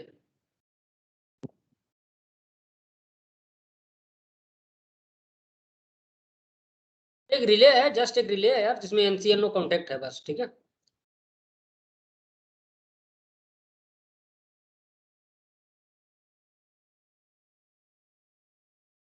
इसको समझो एक बार। एक कॉल आ रहा है, फिर पूछना डाउट हो तो। हेलो, हाँ कृष्णा, हाँ जी बताइए।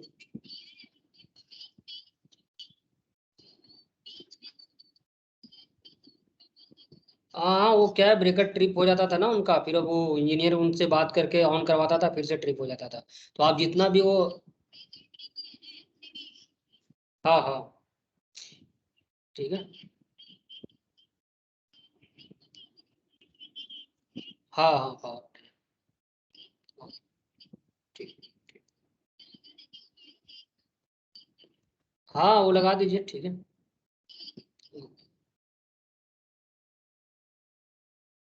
ठीक है, कोई डाउट पूछो यार, इसमें कोई दिक्कत है तो। हालांकि एंटी पंपिंग और ये सब का आपको वायरिंग करने की जरूरत नहीं है, बट ये आपको जरूरी है कि एंटी पंपिंग का वायरिंग का मतलब ये है, जैसे देखो यहाँ पे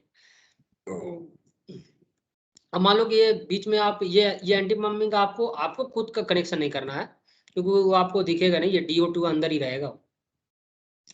जस्ट एक कनेक्शन रहेगा आपको लेकिन एक छोटा सा कनेक्शन है इसका, कि जैसे ये K15 केबल से आके और आपको इसका K4 से जाएगा इसके टीवी पे टर्मिनल ब्लॉक पे, ठीक है।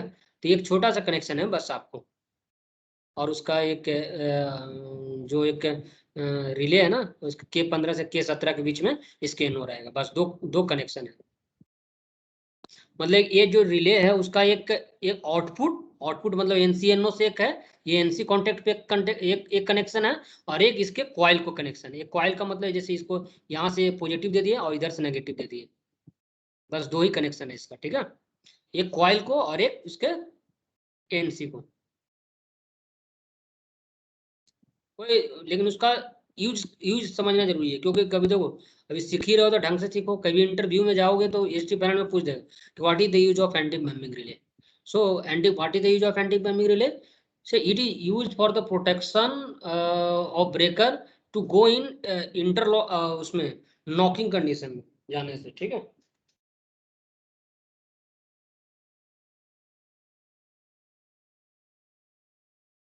यार बाउंस तो नहीं कर रहा?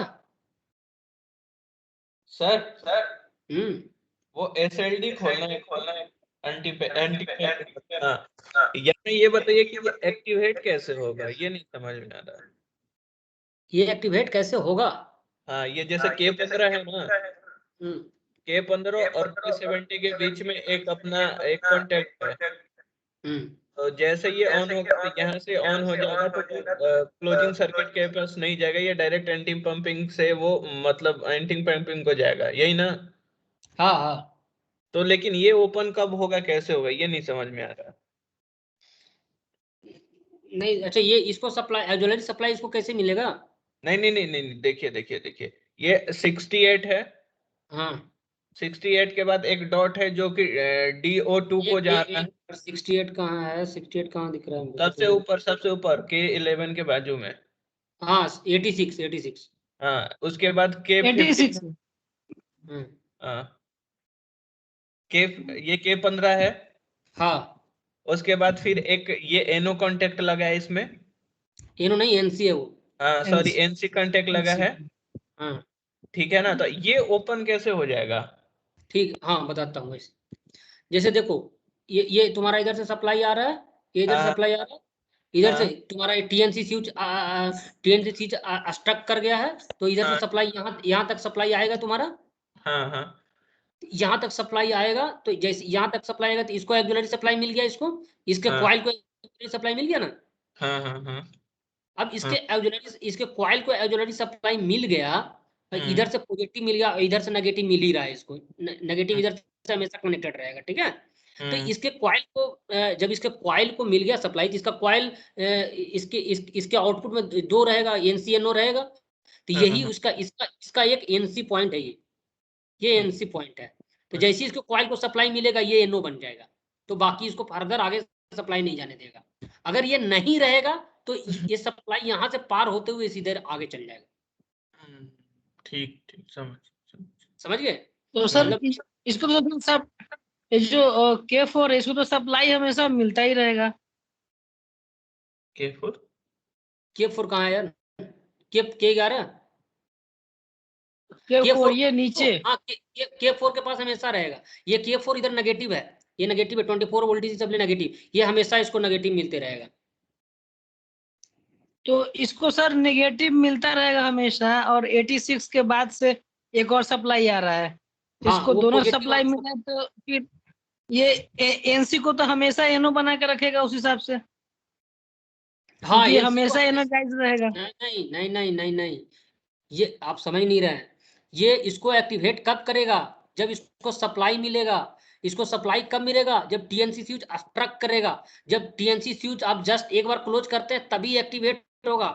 अगर टीएनसी स्विच आपका क्लोज की तरफ फंस गया है जाके, तभी ये एक्टिवेट होगा, नहीं तो हमेशा ये डीएक्टिवेशन मोड में रहेगा।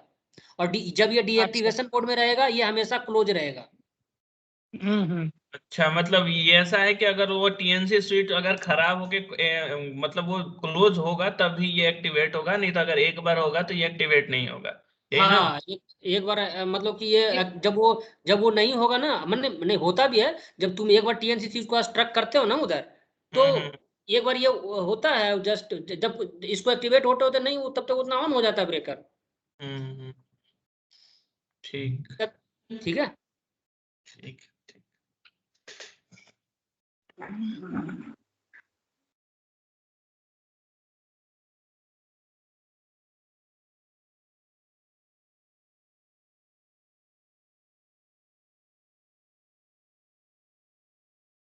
अब एक सवाल और आना चाहिए तुम लोग को,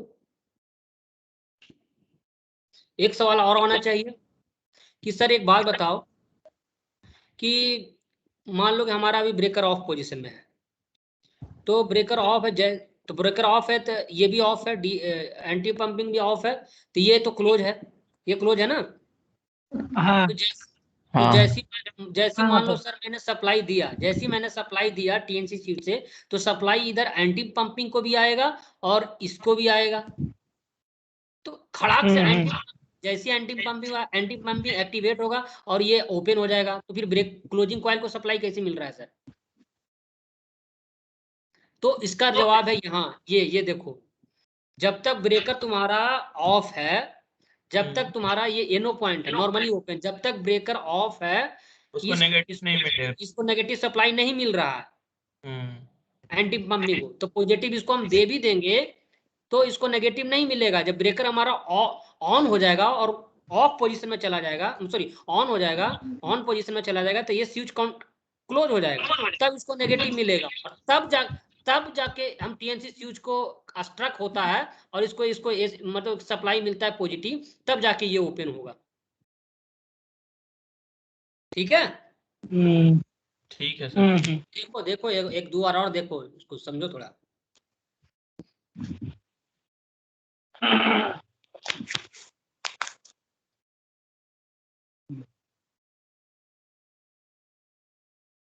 आगे बढ़े। ठीक है, उसी ये ब्रेकर ट्रिपिंग कॉइल तो अपन देख ही लिए। ठीक है, अब देखो यहाँ पे एक चीज जरूरी है अपने को,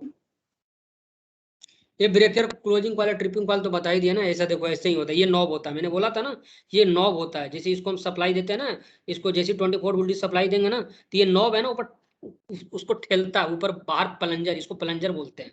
वो प्लंजर बाहर आता है, पुश करता है। जैसे ये देखो 110 वोल्ट का है कॉइल, ठीक है, इसमें भी देखो ये प्लंजर बाहर आता है। ठीक है, ट्रिप सर्किट सुपरविजन रिले, अब ये थोड़ा सा इंपॉर्टेंट है, बाकी कल देखेंगे। यहाँ तक देख के बाकी जो कल थोड़ा इंपॉर्टेंट रहेगा तो बाकी कल देखेंगे। ठीक है, तो ये ट्रिप सर्किट सुपरविजन देखेंगे। ट्रिप सर्किट सुपरविजन क्यों जरूरी है? देखो ट्रिप सर्किट सुपरविजन रिले दो प्रकार का होगा, एक तो ऐसा दिखेगा, ठीक है, ट्रिप सर्किट सुपरविजन एक ऐसा दिखेगा, एक तो ऐसा, या तो फिर ऐसा दिखेगा 95। ये आईसीसी में ऐसा लगा हुआ है, डीआरसी में भी है, इसमें भी गुड हाउस में तो अलग ही टाइप का है, वो बड़ा वाला है। ठीक है, कहीं कहीं ऐसा रहेगा, एक्चुअली रिले टाइप का रहेगा। इसका यूज क्या है पहले ये समझो। देखो ये है, कहीं कहीं ट्रिप सर्किट अलग से नहीं रहता, ये रिले है ना अलग से नहीं रहेगा, वो आईडीएमटी माइक्रोन रिले है ना उसी में रहेगा, दो कनेक्शन, और उसका आउटपुट एक रिले लेके, ये ऐसा एक रिले लेके हम प्रोटेक्ट करते हैं। तो इसका जरूरत क्या है पहले समझो। देखो ये तो बहुत जरूरी है, समझ गया है कि हमारा कि ब्रेकर को फॉल्ट की कंडीशन में ट्रिप होना बहुत जरूरी है कि नहीं? तो ब्रेकर को जब फॉल्ट के कंडीशन में ट्रिप होना जरूरी है, तो ये भी जरूरी है कि हम ट्रिप सर्किट जो हमारा है उसको मॉनिटर करें ढंग से, है कि नहीं? तो वही है उसका, ट्रिप सर्किट को मॉनिटर करना ही कहलाता है ट्रिप सर्किट सुपरविजन। सुपरविजन में सुपरवाइज कर रहे हैं ये ट्रिप सर्किट हेल्दी है कि नहीं। जैसे एक इंडिकेशन भी आता है यहाँ पे, ट्रिप सर्किट हेल्दी, इसमें होगा तुम्हारा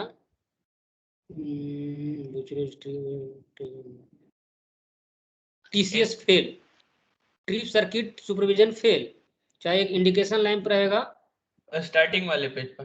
हाँ, ट्रिप सर्किट हेल्दी है कि नहीं। तो वो ट्रिप सर्किट को, हमको ट्रिप सर्किट को चेक करना बहुत जरूरी है कि ओके है कि नहीं। अगर ओके नहीं रहेगा तो हमारा फॉल्ट की कंडीशन में ब्रेकर ट्रिप ही नहीं करेगा, तो जाके बहुत दिक्कत हो जाएगा।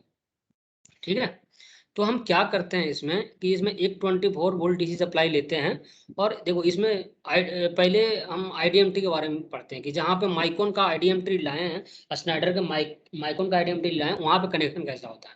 वहाँ पे क्या होता है कि हमने एक 24 वोल्ट डीसी सप्लाई पॉजिटिव लेके एक हम 17 नंबर पॉइंट पे हम दे दिए, ठीक है, 17-19 पे आईडीएमटी लेके, ठीक है। उसका आउटपुट हम लेके, ठीक है, K21 और K27 हमारा सीधे आता है ट्रिपिंग से। ये देखो ट्रिपिंग कॉइल के हम जस्ट बाद, ट्रिपिंग कॉइल के जस्ट बाद जो है उससे हम सेंस कर रहे हैं कि यहाँ सप्लाई आ रहा है कि नहीं आ रहा है, यानी यहाँ उस वहां तक, मतलब यहाँ तक आएगा कि नहीं आएगा, यहाँ तक ये सर्किट क्लोज है कि नहीं है कि नहीं। समझ रहे मेरी बात को, क्योंकि अब यहाँ पे डायरेक्ट वोल्टेज नहीं दे सकते ना। वोल्टेज अगर यहाँ पे वोल्टेज देंगे तो ये साला तो ट्रिप कर देगा उसको। तो हम यहाँ से हम उठा रहे हैं, ये इधर से नेगेटिव दिया हुआ है, देखो इधर इधर कोई नेगेटिव, इसके ट्रिप सर्किट के नेगेटिव में कोई लगाया हुआ है क्या, वो लिमिट स्विच नहीं लगाया हुआ है ना। तो यहाँ से हम इसको उठा लेते हैं ऐसे, ये उठा के सीधे एक, मतलब कि ये हम एनसी पे ब्रेकर के एक एनसी कॉन्टैक्ट पे, कि ब्रेकर जैसी नॉर्मली जब वो क्या होगा। अब इसमें है कि दो कंडीशन है हमको चेक करने का, कि प्री क्लोज और पोस्ट क्लोज। तो ये प्री क्लोज कंडीशन है, मतलब नॉर्मली क्लोज, मतलब क्लोज नहीं है, समझ रहे हो। तो ये प्री क्लोज में क्या कंडीशन होगा, ये वाला कॉन्टेक्ट रहेगा क्लोज, तो यहाँ से हमको ये कंटिन्यूटी यहाँ मिलेगा और यहाँ से हम चेक करके बताएगा कि हाँ सर्किट हेल्दी है भाई। पोस्ट क्लोज में क्या होगा, पोस्ट क्लोज में हम इसके जस्ट अपोजिट यूज करते हैं, क्योंकि ये पोस्ट क्लोज में ये ओपन हो जाएगा, ये क्लोज होगा, ठीक है। तो यहाँ से इसको हम उठा के, अब इसको यहाँ से उठाएं उसके बजाय हमको यहीं से उठा लेते हैं, ताकि क्योंकि ये कनेक्शन तो पूरा से यहाँ तक वायर से कनेक्शन है ही, तो हमको यहीं से पता चल जाएगा कि हम यहाँ से इसको कनेक्ट करके कि हमारा ट्रिप सर्किट हेल्दी है कि नहीं। अब आओ ये वर्क कैसे करता है, रिले के फॉर्म। ये आईडीएमटी में जो हम इसका ट्रिप सर्किट सुपरविजन करते हैं वो लॉजिक फॉर्म में होता है, ठीक है, लॉजिक फॉर्म में। और ये CNS का एक आता है ट्रिप सर्किट हेल्दी, वो भी लॉजिक फॉर्म में हम बताता है। लेकिन आपको हम इलेक्ट्रोमैकेनिकल में कैसे इसका काम करता है वो समझ में आएगा आपको। ये देखो ये है तुम्हारा इलेक्ट्रोमैकेनिकल फॉर्म में। ये कैसे है, ये मान लो कि ट्रिप सर्किट है, तो ट्रिप सर्किट से मैंने एक उठाया और उठा के मैंने एक एनसी को दिया, जैसे यहाँ पे था ना एनसी, ये एनसी था ना, ब्रेकर का एनसी है, ब्रेकर का एनसी कॉन्टेक्ट है। ब्रेकर ब्रेकर मतलब नॉर्मली जब ब्रेकर ऑफ रहेगा तो ये क्लोज रहेगा और ये ओपन रहेगा, ब्रेकर ऑन रहेगा तो ओपन हो जाएगा, ये क्लोज हो जाएगा, वही एनसी है। तो ये एनसी को दिया, कहाँ गया, ये उठा के मैंने ब्रेकर को एनसी को दिया, ठीक है। अब ब्रेकर के एनसी को दिया और यहाँ से ये रिले है, ये बी जो है ये एक रिले है, ये एक रिले है, ये एक रिले है, उसमें 3 रिले है ABC, ये रिले है, इसको मैंने ये दे दिया। अब इसको इस रिले को मैंने सप्लाई दिया एक, ठीक है, एक्जुलरी सप्लाई दिया मैंने। तो जब ब्रेकर क्या है, जब ब्रेकर ऑफ रहेगा तो इसको मैंने सप्लाई दिया, यहाँ से नेगेटिव सप्लाई इधर दिए, ये नेगेटिव सप्लाई इसको मिलता रहेगा। तो ये कॉइल क्या है, ये कॉइल हमेशा एक्टिवेटेड रहेगा। तो ये एक्टिवेटेड रहेगा, तो एक्टिवेटेड रहेगा तो क्या होगा, इसके अंदर एक जब ये एक्टिवेटेड रहेगा तो इसका एक हम एनो पॉइंट यूज करते हैं, ये एनो पॉइंट है इसका। तो ये इसके एनो पॉइंट को हम सप्लाई दे दिए अलग से, ठीक है। अब एनो रहेगा, जब ये ब्रेकर एक्टिवेटेड रहेगा तो ये एनो क्या रहेगा, ये कॉन्टेक्ट क्लोज हो जाएगा, ठीक है। कॉन्टेक्ट रहे ये क्लोज हो जाएगा तो क्या करेगा, ये इसको सप्लाई दिया सी को, माने इस रिले को, इसको एक्टिवेट करेगा, ठीक है। और ये वाला अभी एक्टिवेट नहीं है, ये ओपन है अभी, तो ये वाला एक्टिवेट करेगा। जब ये एक्टिवेटेड रहेगा, जब ये वाला एक्टिवेटेड रहेगा तो इसके पॉइंट को हम एनो पॉइंट को अलार्म सर्किट के तौर पे यूज किए हैं। अब सोचो अब कैसे रीड कर रहा है, इसे पढ़ो। मान लो जैसे अभी ब्रेकर ऑफ है तो ये सप्लाई यहाँ आया और ये इधर से भी आ गया नेगेटिव, इसको एनसी क्लोज है तो ये ब्रेकर एक्टिव, ये क्लोज, एक कॉइल एक्टिवेट हो गया, एक कॉइल एक्टिवेट हो गया तो ये इसका एनो पॉइंट है। तो एनो पॉइंट क्या रहेगा, नॉर्मली ओपन, जब नहीं एक्टिवेटेड रहेगा तब ओपन रहेगा, बट जब ये एक्टिवेटेड है तो ये क्लोज हो जाएगा। मतलब यहाँ से जो इसको सप्लाई मिल रहा है वो इस कॉइल को दे देगा। अब ये कॉइल एक्टिवेट हो जाएगा, नेगेटिव इसको इधर से मिल ही रहा है तो ये कॉइल एक्टिवेटेड हो जाएगा। जैसे ये कॉइल एक्टिवेटेड होगा इसके कॉन्टेक्ट जो है एक्टिवेटेड हो जाएगा। जैसे ये नो कॉन्टेक्ट है तो ये क्लोज हो जाएगा। अब ये क्लोज हो जाएगा मतलब मैंने यहाँ से सप्लाई दे रखा था 20 वोल्ट डीसी, यहाँ से क्लोज होकर यहाँ पे अलार्म सर्किट को चला जाएगा। अब ये क्या टीसीएस ये क्या दिखाएगा, हमारा ट्रिप सर्किट हेल्दी दिखाएगा। ये क्या दिखाएगा, ट्रिप सर्किट हेल्दी दिखाएगा। ठीक है, ट्रिप सर्किट हेल्दी। इसके जस्ट एक अपोजिट एक यूज कर लेंगे तो क्या टीसीएस फेल को दे देंगे। ठीक है, अब दूसरा कंडीशन देखो, प्री क्लोज क्या है, ये एक तो है ये जब क्लोज था तब। अब पोस्ट क्लोज क्या है, ठीक है, पोस्ट क्लोज तो ये ओपन रहेगा, नॉर्मली क्लोज था ये ओपन हो जाएगा। अब तुम्हारा जो यहाँ जो सप्लाई आया था ये एनो था वो क्लोज हो जाएगा। अब यहाँ से इसको हम सप्लाई दे रखे थे, इसको यहाँ से दे रखे थे तो यहाँ से क्या हो जाएगा, ये सीधे यहाँ मिल जाएगा। अब ये एक्टिवेट हो जाएगा, जैसे ये एक्टिवेट होगा ये एक्टिवेट होगा तो इसको एक्टिवेट कर देगा, मतलब इसको क्लोज कर देगा। अब यहाँ से जो सप्लाई आ रहा था क्लोज होकर इसको ये रिले को फिर से एक्टिवेट कर देगा। अब ये रिले को केवल एक बार में एक ही एक्टिवेट कर सकता है, या तो ये एक्टिवेट कर सकता है, ये तो ये करेगा। अभी जब ये एक्टिवेट किया तो ये वाला ओपन है, तो ये एक्टिवेट किया तो फिर से इसको एक्टिवेट, ये रिले एक्टिवेटेड हो गया तो इसका कॉन्टेक्ट, इसका जो कॉन्टेक्ट ओपन है वो क्लोज हो जाएगा। ये फिर से ट्रिप सर्किट, तब भी ये ट्रिप सर्किट हेल्दी बताएगा। अगर इसके ये एनो पॉइंट है, इसके हम एनसी पॉइंट को यूज कर लेते हैं तब ये ट्रिप सर्किट फेल को दे देंगे। ठीक है, ये दोनों अपोजिट चीज है ना। एक बता रहा है कि तुम, जैसे मैंने पूछा खाना खाया तो बोला, ये बोल रहा है हाँ खाया ना भाई, तो मैंने पूछूंगा खाना नहीं खाया क्या, तो ये बोलेगा कि ये उल्टा उसका इंडायरेक्शन देगा। तो ये इसके लिए मतलब ये टीसीएस फेल का अलार्म कैसे आएगा वो बताता हूँ। टीसीएस फेल का अलार्म आएगा ये जब एनसी को देंगे। मान लो मैं ये एनसी, ये एनो नहीं, मान लो एनसी है तो ये यहाँ से मैंने सप्लाई दिया तो ये एक्टिवेटेड, ये एनसी का काम करेगा जब ये एक्टिवेटेड नहीं रहेगा तो ये टीसीएस फेल आएगा। जब ये एक्टिवेटेड नहीं रहे, ये क्लोज नहीं रहेगा। ये क्लोज कब नहीं रहेगा, मान लो मैंने एनसी, ये एनो नहीं एनसी, मानो एनसी मैंने एनसी को दिया, ये एनसी कब क्लोज नहीं रहेगा, जब ये एक्टिवेटेड रहेगा। मेरे बात को ऐसे करके हम कर सकते हैं। ठीक है, तो फिलहाल आपको इतना ज़्यादा करने की जरूरत नहीं है। आपको तो माइक्रोन रिले यूज हुआ है तो आपको उतना ज़्यादा करने की जरूरत नहीं है, सीधे आईडीएम रिले को दे देना। जैसे यहाँ पे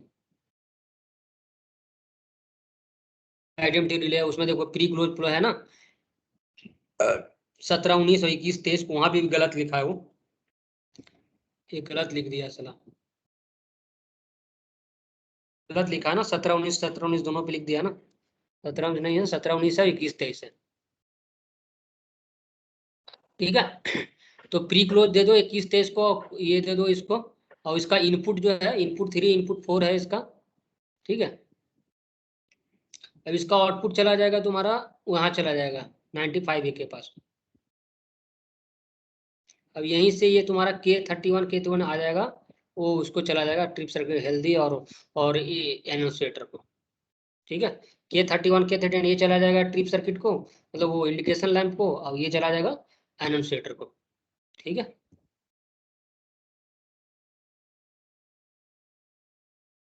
ये देखो जैसे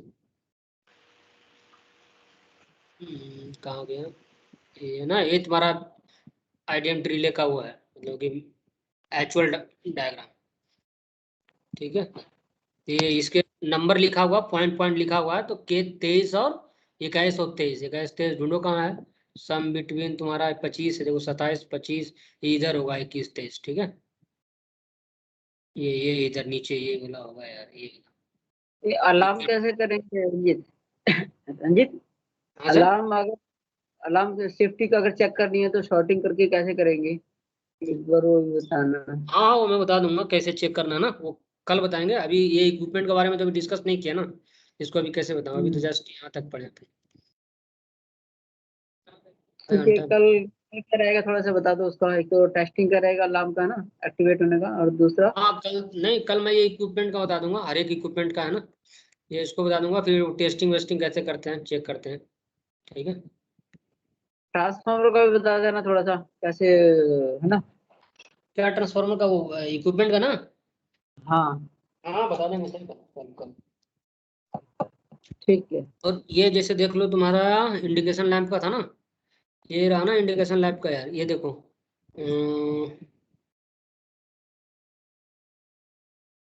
K31 और K39 था ना, कोई है क्या? ये रहा ना K39 और K32 है ना। हम्म। तो ये इसको अगर इसको समझोगे, गेट को ऐसे खोलेगा तो कहाँ आएगा, इधर से, इधर से नीचे में, इधर से दूसरा, तो नीचे जो ट्रिप सर्किट हेल्दी का है ना, यही वाला है ना इसका, ये वाला इसका ही है ना। देखो गेट को पीछे साइड से है, इसको हम Yes, इधर sir. से खोलेंगे तो ये वाला आएगा, ठीक है। तो ये इसका K32 से K39 दिया है, K32 से K39 देखो यहाँ पे, ठीक है। ये नाम थोड़ा सा गलत कर दिया हुआ, K31 से 39 लिख दिया, ठीक है।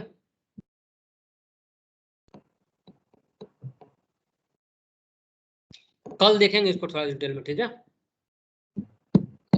ठीक है। कल इम्पोर्टेंट रहेगा थोड़ा सा, क्योंकि ये कल मेन चीज रहेगा। अभी तो अपन ये चीजें देखे जो सब ब्रेकर के अंदर का मैक्सिमम चीज है, ब्रेकर के अंदर है, थोड़ा बहुत ही ऊपर है। कल अपन रियल में देखेंगे जो हमको करना है। अब ये इतना चीज जानना जरूरी था, क्योंकि ये जानोगे तभी जाके वो होगा, ठीक है। अब ये देखो ट्रिप सर्किट का भी मैं वो दिखाता हूँ। ये ट्रिप सर्किट का इधर ये रहा,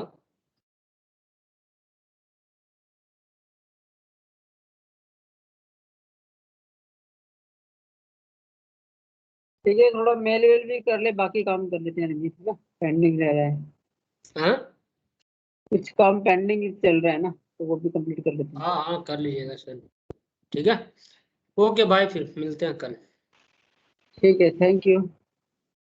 ओके सर, कल अपन देख Thank लेंगे you. सर। ये देखो ये है ना ट्रांसफार्मर का, ये रिले का हाँ वायरिंग देख लेंगे। ये देखो रियल में ऐसा वो कौन से किसको शॉर्ट करने पे वो वाइंडिंग टेम्परेचर अलार्म आएगा, किसको ऐसा वो देख लेंगे। और ये कैसे वाइंडिंग हो किया हुआ वायरिंग वो देख लेंगे। ये रहा वायरिंग का, ठीक है। इक्विपमेंट वायरिंग है ना। फिर ये तुम्हारा IDM का है, मास्टर ट्रिप का है, एनुंसिएटर का है, ये वोटर का है, ठीक है। इंडिकेशन लैंप है। ओके चलो, हाँ ठीक है। ठीक है रंजीत, थैंक यू।